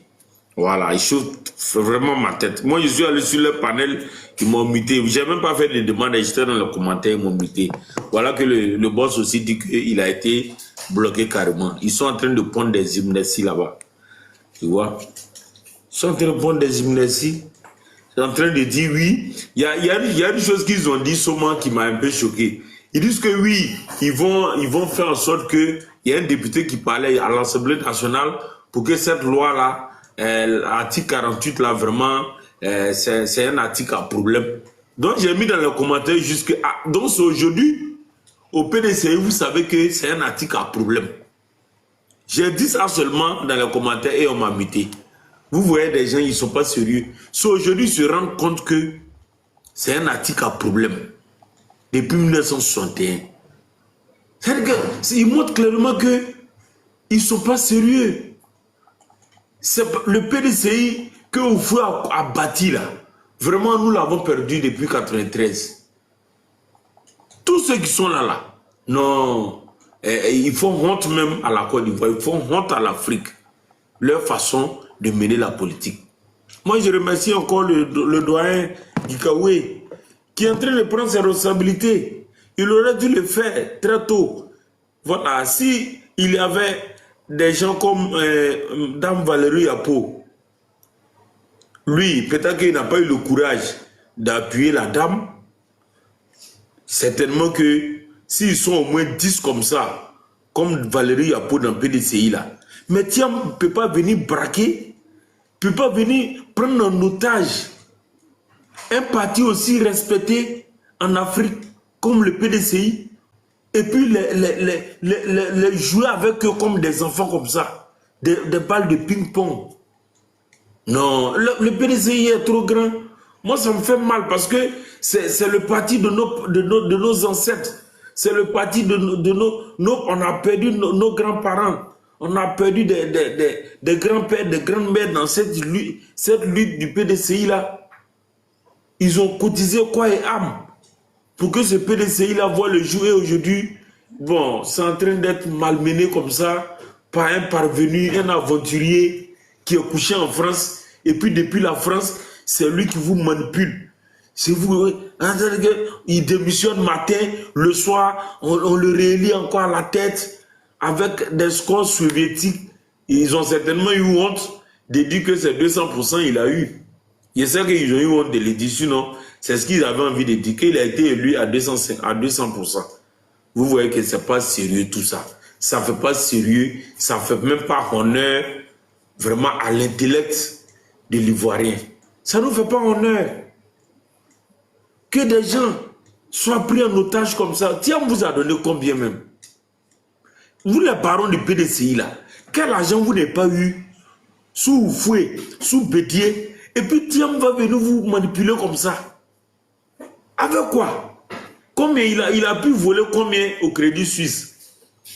Pour venir vous acheter au point où vous êtes devenus des bénis oui. Il a assis en France avec la télécommande du PDCI. C'est-à-dire que Thiam a pris la commande du PDCI, il allait s'asseoir en France, à Paris, et puis à partir de là-bas, il fait mute, il mute. Les gens, il met volume quand il veut, il diminue quand il veut. S'il est fâché, mais il éteint le PDCI. Le juge est content. Arrêtez vos bruits là. S'il veut, à distance, il éteint le PDCI quand il est fâché. Maintenant, le jour il est content, il rallume. C'est ce PDCI-là on veut. Non, vraiment, je remercie encore le Tonton Gikawe. Moi, il m'a fait plaisir ce soir. J'espère qu'il aura d'autres courage. Voilà, il sera plus courageux que ça. Parce que démissionner de son poste même là, pour moi, c'est pas suffisant. Voilà, qu'il ait le courage de prendre ses responsabilités. Voilà, même s'il est seul, il peut mener peut-être le combat pour qu'il ait un vrai changement au PDCI. Si on va mettre le PDCI à genoux, à terre, comme le grand frère Kokora l'a dit, le boss l'a dit, c'est-à-dire que Thiam est dans une logique de faire disparaître le PDCI. Comme je l'ai dit là, c'est pas que Thiam n'est pas quelqu'un qui aime la Côte d'Ivoire. En réalité, moi j'ai vu dans son jeu. Quand Thiam nous dit que le fait qu'on les capte, ça va déstabiliser l'Afrique là. Mais moi je ne sais pas de quelle Afrique il parle. Sinon l'Afrique même est déjà déstabilisée, c'est la Côte d'Ivoire qui n'est pas déstabilisée. Heureusement qu'il n'a pas dit la Côte d'Ivoire, sinon c'est l'Afrique là. Elle est déjà déstabilisée. Qu'il arrête. Il n'aime pas la Côte d'Ivoire. Il n'aime pas les Ivoiriens. Voilà. Il est juste jaloux des performances de la Côte d'Ivoire. Aujourd'hui, on a mis le Sénégal derrière. Moi, c'est mon analyse. Hein. Je ne traite pas de Sénégalais. Mais c'est mon analyse qu'il est jaloux de la Côte d'Ivoire. Parce que chaque fois qu'il prend exemple sur le Sénégal, chaque jour il prend exemple sur le Sénégal. Il est jaloux de ce que la Côte d'Ivoire, le niveau que la Côte d'Ivoire atteint et qu'on a mis le Sénégal derrière. Cette jalousie le fait qu'il va venir créer des problèmes en Côte d'Ivoire. Il va venir créer la chélie et puis il est assis dans son pays qu'il a toujours aimé et qui regrette aujourd'hui d'avoir renoncé à la nationalité. Qui sait, peut-être qu'il est en France, il est en train de négocier pour reprendre la nationalité française. Mais c'est lui qui voit ça, c'est son affaire. Qui laisse les Ivoiriens tranquilles. Qui laisse le PDCI, le parti de nos ancêtres, en paix. Voilà, le PDCI doit vivre. Certes, on est au RADP, mais le PDCI, nous tous, nous venons du PDCI. Et on gagnerait à ce que ce parti-là vive. Voilà, donc qu'il arrête sa mascarade, qu'il arrête de manipuler ces vieux ratés de la politique qui sont au PDCI, qui n'ont pas d'avenir, qui n'ont que des souvenirs là. Qu'il arrête de les manipuler, comme eux aussi, ils sont en train de se comporter comme des enfants de la maternelle. Vraiment, c'est dommage, c'est regrettable, mais c'est ça aussi, c'est ça qui fait, qui pimente la politique ivoirienne. Donc on est obligé d'en débattre, on est obligé de faire avec ça. Malheureusement, Thiam est tout, sauf quelqu'un qui est venu vraiment pour la Côte d'Ivoire et pour les Ivoiriens. Merci beaucoup. Merci beaucoup, Souma. Merci je suis en bas, je vous écoute. Merci. Merci. Voilà, il y a les demandes en bas, on va tout. Les gens continuent à tapoter, s'il vous plaît. Le débat, il est intéressant. Voilà, tapoter, partager. Monsieur Sissi, est-ce que vous êtes là?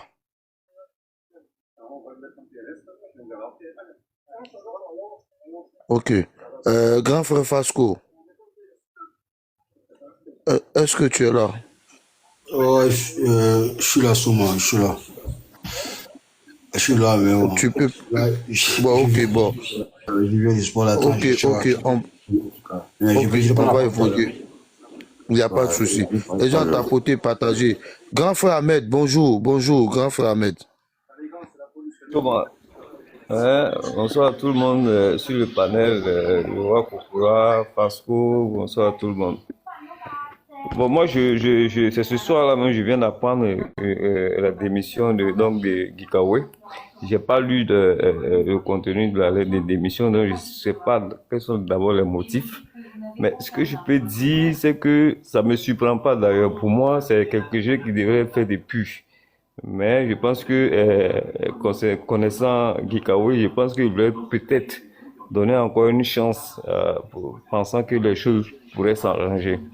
Mais aujourd'hui, je pense qu'il est en train de se rendre compte que, véritablement, Thiam n'est pas véritablement le produit qu'on les avait vendu au fait. Parce que on nous avait vendu plein de choses concernant Thiam, mais il est en train de se rendre compte véritablement que c'est pas de cette personne-là. Et puis moi je commence à comprendre une chose, c'est que pour défendre le mensonge, c'est très difficile. Quand je vois des intellectuels PDCI, et des gens, personnes qui se disent docteurs, et puis j'entends leur raisonnement, véritablement je me dis, mais c'est quand tu veux défendre un mensonge, mais quel que soit ton niveau, tu vas parler devant les gens comme un analphabète. Parce que quand même des avocats partent sur les plateaux télé, dire que parler de surabondance et puis les raisons qu'ils donnent, et qu'un individu peut ne pas être à mesure de pouvoir rassembler les papiers et qui peut être pressé et par empressement et par train se naturaliser. Et puis on prend ce genre de choses pour pouvoir véritablement essayer de justifier une telle mascarade. Donc, ils se sont tellement fourvoyés.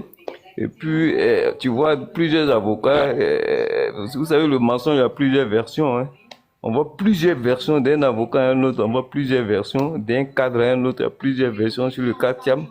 Donc, véritablement, je pense que les gens sont en train de comprendre et je pense que ça ne va pas s'arrêter qu'à Gikawe. Je sais qu'il y aura encore d'autres cadres véritablement qui vont se faire entendre parce qu'ils ne pensent pas qu'ils vont pouvoir continuer ainsi. Parce qu'on ne reconnaît pas ce PDCI-là. C'est vrai que nous, c'est les partis d'opposition. Nous, on souhaite même que ces partis-là se comportent ainsi.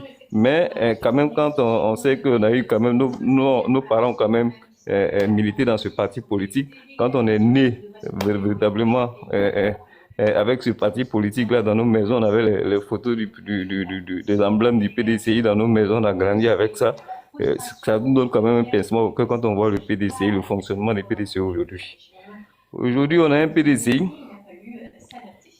qui a un discours véritablement qu'on ne comprend pas du tout. Quand je regarde le profil du candidat qu'ils ont, le profil du président qu'ils ont, avec le discours qu'ils ont, je me pose beaucoup de questions.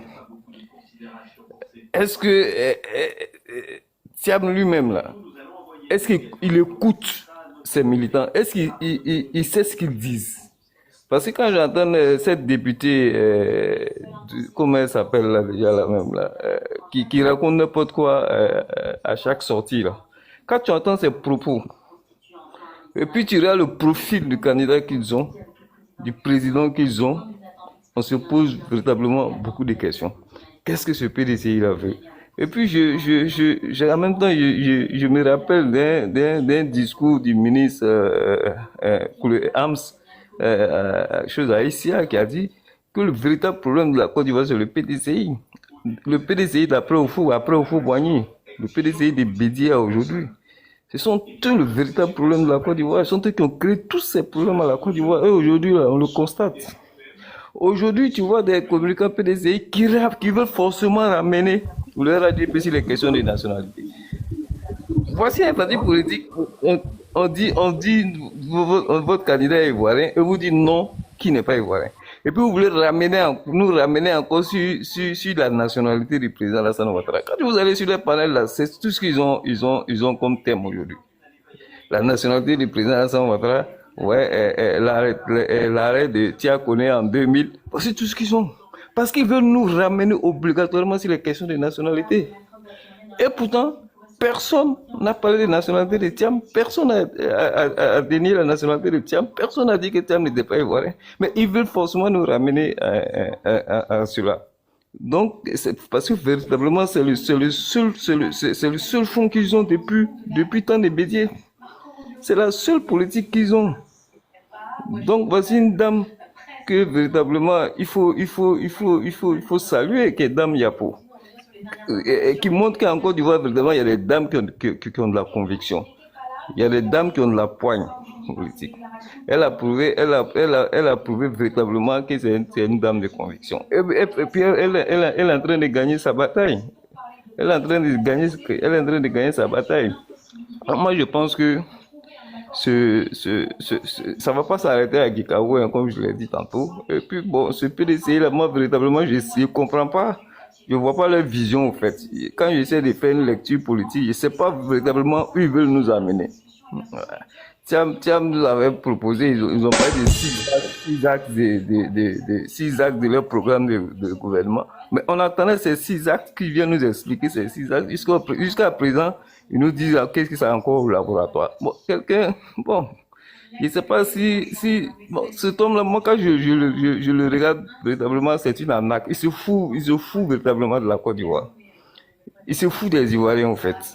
C'est-à-dire que c'est facile quelqu'un qui n'a aucune considération pour la Côte d'Ivoire, qui n'a aucune considération pour les citoyens même, qui n'a aucune considération même pour le PDCI même. Mais quelqu'un, déjà, on dit que tu n'as pas fait 10 ans de bureau politique, tu deviens président du parti.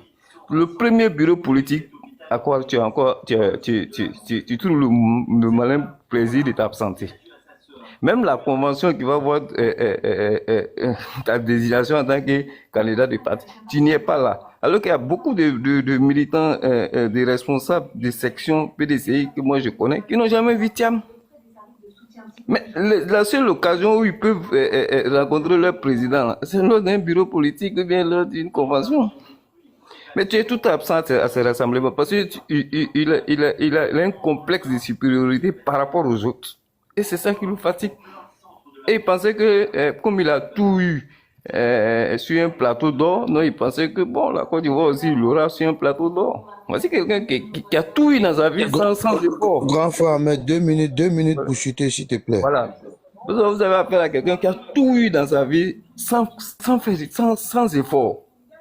Donc, il pense que la Côte d'Ivoire, ces repères l'ont fait croire que, bon, ils allaient lui donner la Côte d'Ivoire encore sur un plateau d'or. Il allait venir il allait sans effort encore, il allait prendre le pays. Mais vous voyez, à la moindre difficulté, il a encore pris la fuite.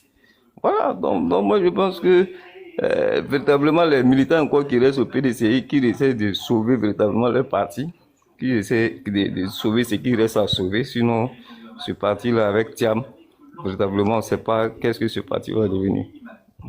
En tout cas, là, d'ici que je vois le contenu véritablement de la lettre de démission de Gikaoi, c'est ce que je peux dire pour l'instant.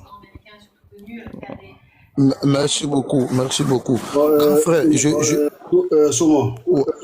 Soumon. Attends, grand.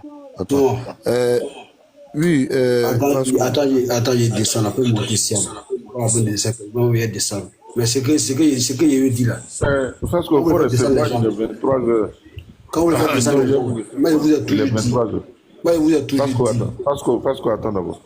Il est 23h ce soir, donc je vais devoir vous quitter. Hein. Rachel, on a demain. D'accord, donc merci pour le passage, ça nous fait plaisir de te voir. Vraiment, non, merci. On est ensemble. Ouais. Bye bye. À demain, moi-même je ne vais pas tarder. Donc on s'appelle demain, Rachel. Souvent, je descends là. Allez, bonne nuit. Tu vas où, Fasco? Ok, bon, Ahmed, reste alors. Tête de Bini, bonsoir. Bonsoir. Ça va, mon frère, ça fait 2 jours. Oui, ça va, alhamdoulilah, c'est le travail. J'espère que... Ouais, ça va, par la grâce de Dieu. Dieu fait grâce. Vas-y pour ta prise de parole. Merci de me donner la parole. Bonsoir à mes co-débatteurs, à Beira, l'autre du live et à ceux aussi qui nous suivent depuis les commentaires. Vous savez, moi, je vais analyser cette histoire de Thiam là sur un autre axe.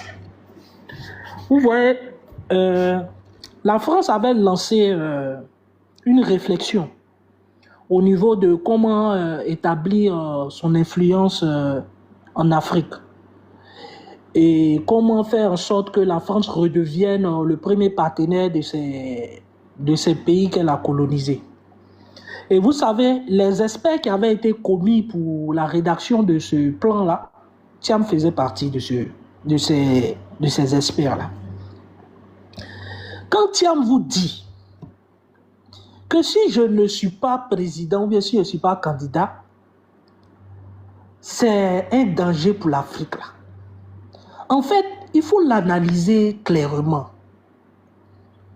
Au fait, Thiam fait partie d'un vaste plan de la France pour récupérer la Côte d'Ivoire, pour remettre la Côte d'Ivoire dans son précaré. Et c'est ça la réalité. Il fait partie aujourd'hui d'un vaste plan pour que la France redevienne le premier partenaire de la Côte d'Ivoire, le partenaire privilégié. Parce qu'en réalité, ils ont perdu ce privilège. Sous la houlette du docteur Alassane Ouattara, la France n'a plus ce privilège qu'elle avait avant. Et c'est une réalité. Donc, Thiam aujourd'hui, qu'on vient positionner, qu'on a parachuté même à la tête de notre pays, lui déjà, il s'en fout de la Côte d'Ivoire, il n'aime pas la Côte d'Ivoire. Lui, il aime la France. Et au-delà de la France, il aime le Sénégal. Parce que pendant les 23 ans qu'il a passé hors du pays, il est allé au Sénégal. Il partait au Sénégal. C'est pour ça que ce monsieur-là, chaque fois qu'il prend l'exemple, vous ne pouvez pas comparer un pays comme la Côte d'Ivoire au Sénégal. Mais il faut être... Et notre économie, là, c'est plus de 3 fois l'économie sénégalaise. Mais à quel moment on prend la Côte d'Ivoire et on compare au Sénégal? Mais c'est le jour et la nuit. Les Sénégalais ne peuvent pas se comparer à nous. C'est pour ça qu'ils ont toujours eu ce complexe-là vis-à-vis de nous. Et lui, je pense qu'il porte aussi ce complexe-là, vu qu'il est Sénégalais. Donc ce monsieur-là, il fait partie de ce réseau-là. Ce réseau-là aujourd'hui, qui va venir privilégier la France aujourd'hui dans le développement économique de la Côte d'Ivoire. On a construit énormément d'infrastructures. La France, les entreprises françaises ont soumissionné, mais elles ont tapé poteau, comme on le dit en Côte d'Ivoire. On a eu des marchés ici, construction d'autoroutes. Il y a eu des entreprises françaises qui ont soumissionné, mais elles ont tapé poteau. On a eu la construction de barrages, de centrales solaires. Il y a des entreprises françaises qui ont soumissionné, mais elles ont tapé poteau. Et c'est la réalité. Je pense qu'on ne dit pas assez. À un moment donné, je pense qu'il faut faire un live sur ça. Voilà. Ce Thiam-là, en réalité, il est un pion. C'est un pion. Hein? Et ça, il faudrait que les Ivoiriens le savent. C'est un pion aujourd'hui pour remettre la oui, motion. Le document dont tu parles, on peut donner la référence. Il est sur Internet. Ça s'appelle Un partenariat pour l'avenir, 15 propositions pour une nouvelle dynamique économique entre l'Afrique et la France. Et donc, il y a eu, tu vas continuer, il y a eu Hubert Védrine, Lionel Zinsou, Tidiane Thiam, Jean-Michel Severino et Hakim El Karaoui. Vous écrivez rapport Védrine-Tidiane Thiam. Vous allez voir, tout le document il est là-bas. Tu peux continuer. Merci, Madame Crasso, de nous rappeler de mettre beaucoup plus de poids dans ce que je viens de dire. Et effectivement, il faut le dire, hein, la Côte d'Ivoire, là, elle a toujours été la vache à lait de l'Afrique de l'Ouest et même de la France aussi. Parce que nous, regardez même dans le franc CFA, quand le franc CFA a mal, c'est l'économie de la Côte d'Ivoire qui tient le CFA. Quand les autres pays sont en déficit, c'est nous, c'est notre argent, on prend pour les prêter. Donc le CFA fonctionne comme une monnaie, quand l'économie qui est au-dessus là soutient la monnaie et on prend notre monnaie pour rétablir les déficits budgétaires que les autres pays ont. Et vous voyez, comment dirais-je, ces messieurs qu'on a pris pour mener cette réflexion-là, c'est des gens qui sont profondément attachés à la France. C'est des gens qui, eux, font partie de ce plan-là aujourd'hui, qui va faire en sorte que la France retrouve sa puissance. Parce que la France aujourd'hui est complètement à la déroute sur le plan économique. Donc comment faire aujourd'hui pour que la France économiquement puisse retrouver ce partenariat privilégié qu'elle avait avec la Côte d'Ivoire et autres. Donc aujourd'hui, ils veulent nous imposer Thiam. Et ce Thiam-là, il va venir mettre en place ce vaste plan-là qui va privilégier la France, qui va redonner pratiquement tous les marchés qu'on a lancés là. C'était des marchés d'appel d'offres. C'était celui qui était le moins disant et celui aussi qui avait la capacité d'exécuter ça aussi dans les délais qui a gagné. Et dans ce plan-là, vous savez, les Chinois, ils surpassent les Français. Aujourd'hui, quand vous allez à Bonzou, vous allez vous parcourir la Chine. Les pots qu'eux, ils construisent là, les Français ne peuvent pas le construire en un temps aussi record. C'est pas possible. Donc, c'est des entreprises chinoises qui sont dynamiques, des grandes entreprises qui ont fait même leur poids, qui ont fait même leur preuve en Chine, qui aujourd'hui ont remporté des marchés en Côte d'Ivoire. Et ils exécutent dans les délais. C'est ce qu'aujourd'hui la Côte d'Ivoire aujourd'hui, dans sa marche vers le développement, a besoin d'entreprises qui sont capables de pouvoir soutenir ce développement, de pouvoir faire en sorte que la Côte d'Ivoire puisse atteindre ses objectifs. Donc, il n'y a pas de privilège à faire à qui que ce soit. Nous, on travaille avec des entreprises qui ont la même vision que nous, des entreprises qui veulent bien nous accompagner dans notre dynamique économique. Et c'est ça aujourd'hui l'économie ivoirienne. Donc, il va falloir faire très attention à ce monsieur-là. Et ce Djikawe, j'ai envie de dire, bon, il a démissionné, mais il fait toujours encore partie du PDCI. Moi, j'attends qu'ils disent que je ne fais plus partie du PDCI pour pouvoir, en même temps, à un moment donné, donner du crédit à ce monsieur-là. Parce que moi, c'est quelqu'un, pour moi, qui m'a profondément déçu. Pour moi, il n'a pas de personnalité. Vous savez, il y a des hommes politiques qui sont quand même des dinosaures, qui sont des personnes qui ont vraiment du bagage intellectuel, qui ont vraiment un background. Mais en réalité, ils n'ont pas de poigne. C'est-à-dire, c'est pas des hommes, c'est pas des meneurs. Or, en politique, on a besoin des meneurs. On a besoin des personnes qui ont quand même un minimum d'ego pour à un moment donné dire stop à la forfaiture, pour à un moment donné se dire Mais il y a longtemps qu'on attend que Djikawe parle. Il y a longtemps, quand les Valérie Yapo se sont levés, quand comment on appelle ça, quand Bion s'est levé et il a dit il y a une forfaiture, il y a un problème. C'est en ce moment-là qu'on attendait Djikawe, mais il n'a pas parlé, ce monsieur. Donc moi, personnellement, vraiment, je n'attends rien de ce monsieur-là. Sincèrement, il faut qu'on se dise la vérité. À ce monsieur, je n'attends rien. Mais il peut encore se racheter. C'est pas encore trop tard, mais il faudrait qu'il vienne s'exprimer face aux militants du PDCI qui attendent beaucoup de lui, qui le prennent comme exemple, qui le prennent comme un sage. Il faudrait qu'il vienne dire les choses aux militants du PDCI, leur dire la vérité, pour ceux qui pensent encore, qui croient encore à M. Tidjane Thiam puissent aujourd'hui être beaucoup plus éclairés sur la situation aujourd'hui qu'il y a au PDCI et qu'on sorte de cette forfaiture qu'il y a au sein de ce parti. Merci beaucoup. Merci beaucoup. On va donner la parole à... Si tu es là, tu fais signe. Si tu es là, c'est à tout moment. Siam, bonjour.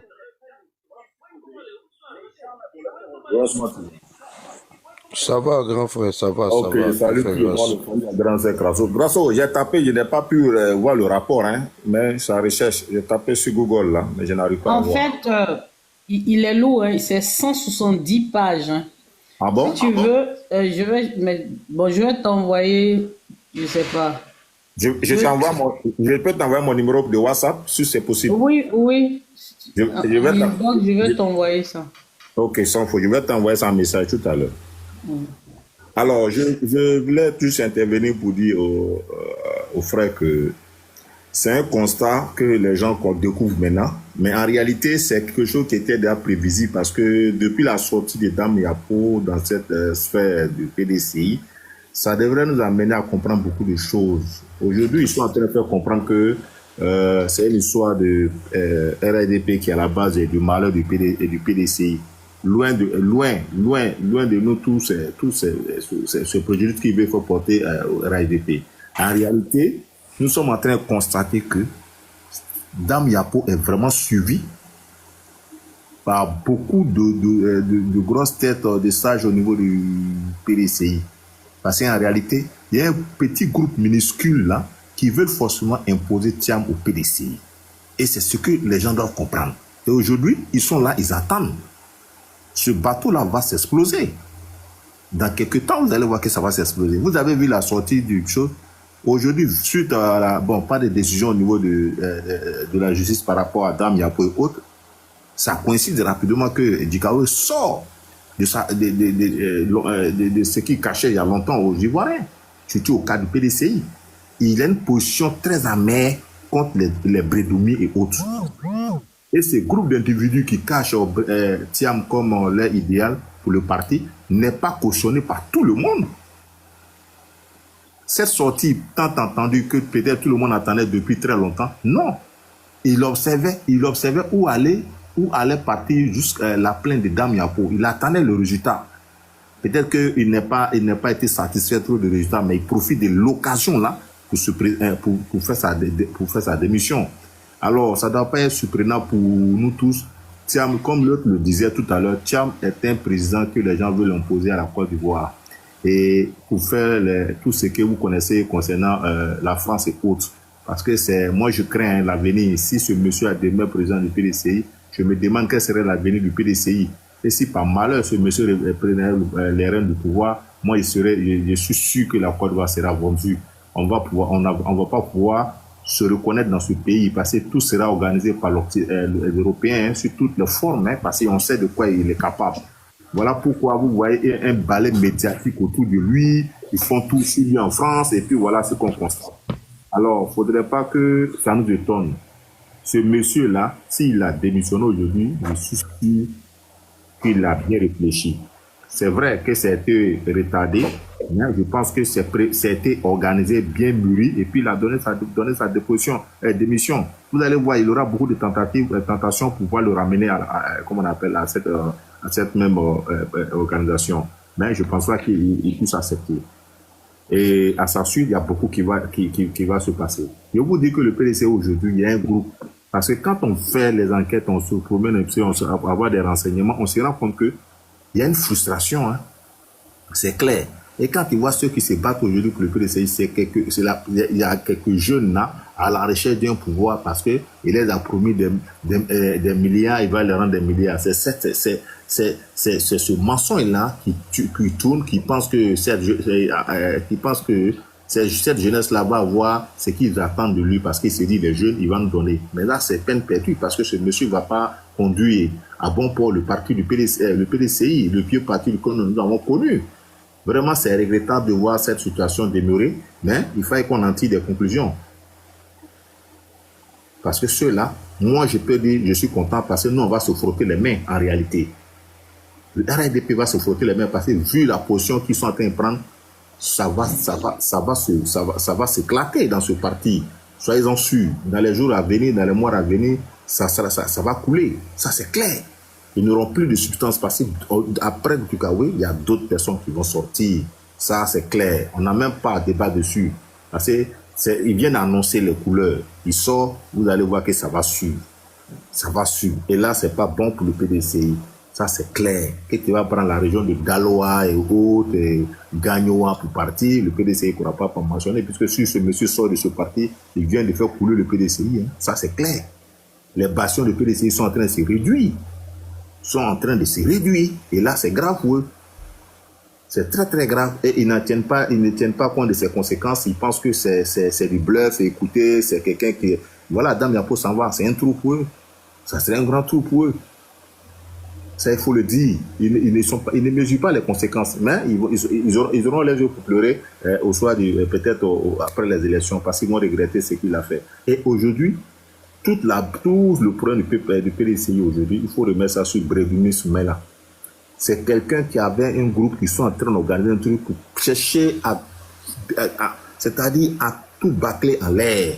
Ça, il faut le dire. C'est un noyau et on le connaît. Les noms vont sortir bientôt. On ne va même pas vous cacher. Ils savent de quoi on parle. Très bientôt, les Soma, vous allez dire oui, voilà ça. Ce monsieur-là, on veut l'imposer aux militants, aux vrais militants du PDCI en Côte d'Ivoire. Il y a longtemps, je parle de ce problème, sur ceux qui suivent mes sorties. Il y a très longtemps, j'ai dit ce monsieur est imposé. Et c'est un minuscule de vieux sages là qui veut l'imposer au PDCI. Sinon, dans les règlements, ils ne sont pas prêts pour lui.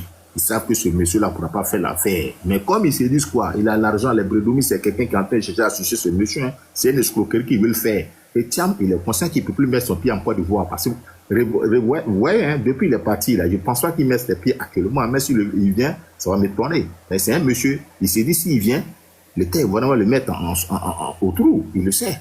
Parce que la manière dont il a pu faire pour inscrire son nom en 2023 sur la liste électorale, là, il s'est dit, on l'attend à pied ferme ici pour qu'il puisse venir s'expliquer. Parce qu'il ne devrait pas s'inscrire sur la liste électorale. C'est d'une manière frauduleuse de la faire. Et les documents qu'il a présentés, ayant la nationalité française en poche, et puis il vient d'inscrire sur la liste électorale, mais ça, il sait qu'on l'attend. Et les communicants du PDCI veulent nous faire passer ce côté. Ils ne veulent pas qu'on en parle. Ils attaquent le pouvoir, ils attaquent la liste électorale, tout ça. Mais ce côté-là, ils ne veulent pas qu'on parle. Mais sachant que si tu vois que le monsieur a fui, et qu'il laisse s'asseoir en France et qu'il ne veut plus mettre les pieds ici, dites-vous qu'il sait de quoi il sait. Ses conseils ont dû lui parler de cet élément. Et je suis sûr qu'il cherche à... Voilà pourquoi ces communicants sont en train de détourner de ce dossier-là. Mais on l'attend à pied ferme. Alors, il faut que les gens devraient comprendre ce réseau-là. S'il ne vient pas, il sait pourquoi. Quelqu'un qui n'est pas loin de la Côte d'Ivoire, qui est quelque part là-bas, c'est lui qui organise tout à son absence. Et puis, des doyens, des vieux s'asseyent là-bas pour faire une vidéoconférence pour écouter ce monsieur. À quelle fin? Moi, vraiment, ça me fait pitié. Ça me fait pitié, mais c'est pas bien grave. On va observer ça comme ça, et puis voilà. De toutes les manières, s'il a quitté le parti, il a rendu sa démission, je suis sûr qu'il sait ce qu'il fait, c'est pas un enfant, donc on prend ça comme ça. Et puis voilà, c'est de bonnes guerres, on continue avec. Merci à tous. Je vais chuter là sur moi, merci.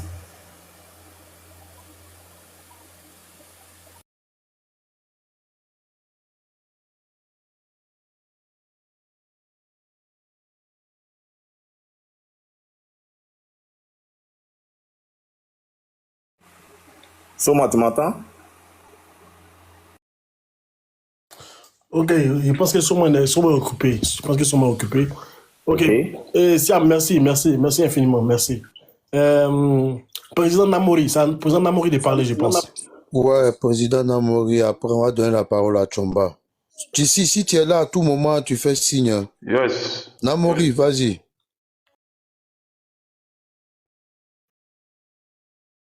Moi,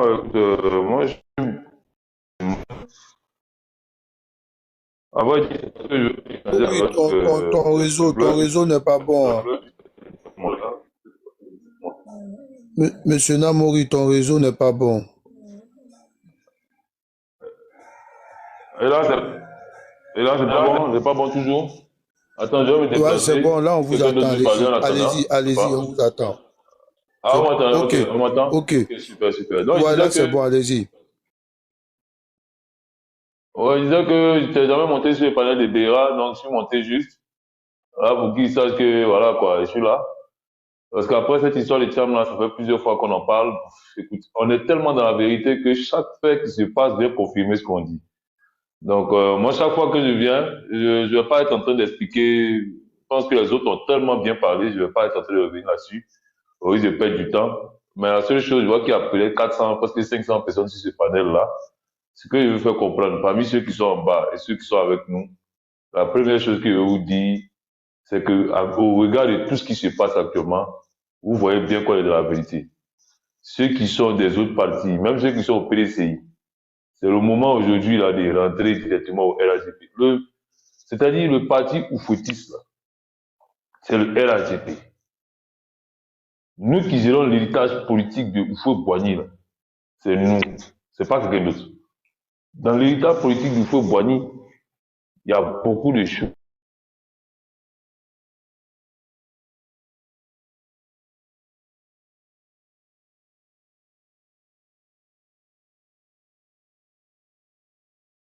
On ne l'entend plus, hein. Je pense qu'il y a un sérieux problème de réseau. On t'entend plus, hein. On va prendre ta place, hein. T'as un problème de réseau. Ouais, Tata même est parti. Poutou, il y a Flavio qui veut remonter là. Il est en bas. Ouais, je te fais monter, Flavio, je te fais monter. Poutou, fais ta demande aussi, je vais te faire monter. Chomba, bonsoir, doyen Chomba. Bonsoir, chers amis. Et bon, j'étais sur votre panel quand même pendant longtemps pour pouvoir suivre Kokora. Et quelqu'un m'a envoyé en SMS la nouvelle de la démission du doyen Kikawi. Et puis je suis allé sur sa page. Bon, c'est l'actualité. Mais il faut revenir d'abord sur le président du PDCI. Je salue M. Flavio, qui est vraiment un garçon très courageux, parce que quand même il défend un homme qu'il est difficile pour moi de défendre. Voilà. En tout cas, beaucoup de courage, cher ami. Alors, on a tous écouté le discours du président du PDCI, et qui nous a dit qu'il disait à ses militants qu'il allait faire la bataille au niveau international, il allait voir l'Union européenne et je ne sais quelle autre organisation. Je suis quand même surpris de l'amour subi de M. Thiam pour la Côte d'Ivoire. Parce que pendant la crise, ces organisations internationales existaient et nulle part on a vu notre frère, notre compatriote se rendre à l'Union européenne et à bien d'autres organisations pour plaider le cas de la Côte d'Ivoire. Bon, c'est clair, c'est pour demander certainement à l'Union européenne de l'aider, de venir faire à sa place le combat qu'il doit engager pour devenir président de la République. Voilà. La Côte d'Ivoire ne vient pas de naître et je suis vraiment surpris que il ait cet amour subi pour la Côte d'Ivoire. Parce que un quart de siècle durant, on ne l'a pas vu. Il n'a jamais utilisé son carnet d'adresse pour aider la Côte d'Ivoire à retrouver la paix pendant les 10 ans de galère que nous avons connus. Alors j'ai vu un homme très narcissique qui ramène tout à sa personne et qui ne supporte pas la critique. Mais ça ne m'étonne pas, c'est un enfant du parti unique. Alors vous pouvez demander à ses promotionnaires, quand il était au lycée classique, est-ce qu'il était dans le MESI? Voilà. Est-ce qu'il a milité au MESI? Le mouvement des élèves et étudiants de Côte d'Ivoire, sous-section du Parti démocratique de Côte d'Ivoire. Alors, contrairement à lui, le PDCI et la vie des hommes comme M. Gikaoui se confondent. Les Gikaoui ont commencé leur militantisme au PDCI depuis les bancs. Voilà. Parce que, comme vous le savez, Oufou a été formé à la politique par les communistes français, qui étaient le seul parti contre la colonisation. Et c'est depuis l'école qu'il recrutait ses cadres. Les Gikaoui, les Djedje Madi et bien d'autres sont passés par le Messi, qui était une sorte de pépinière du parti unique. Voilà. Et je me souviens de cette histoire émouvante de Djedje Madi qui disait que lorsqu'il devait aller en France pour faire son doctorat, le président Oufoué a calculé tout.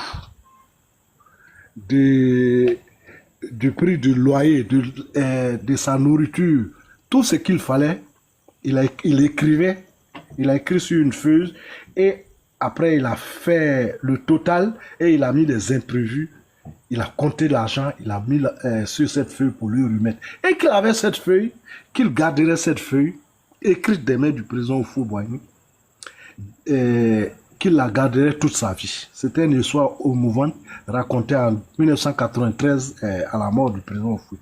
Les Gikaoui sont les enfants du PDCI.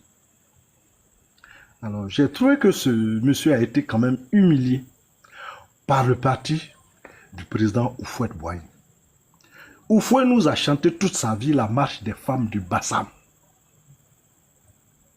Alors, dans un parti politique, lorsque pour une raison ou pour une autre, on envoie un militant en prison, il devient héros.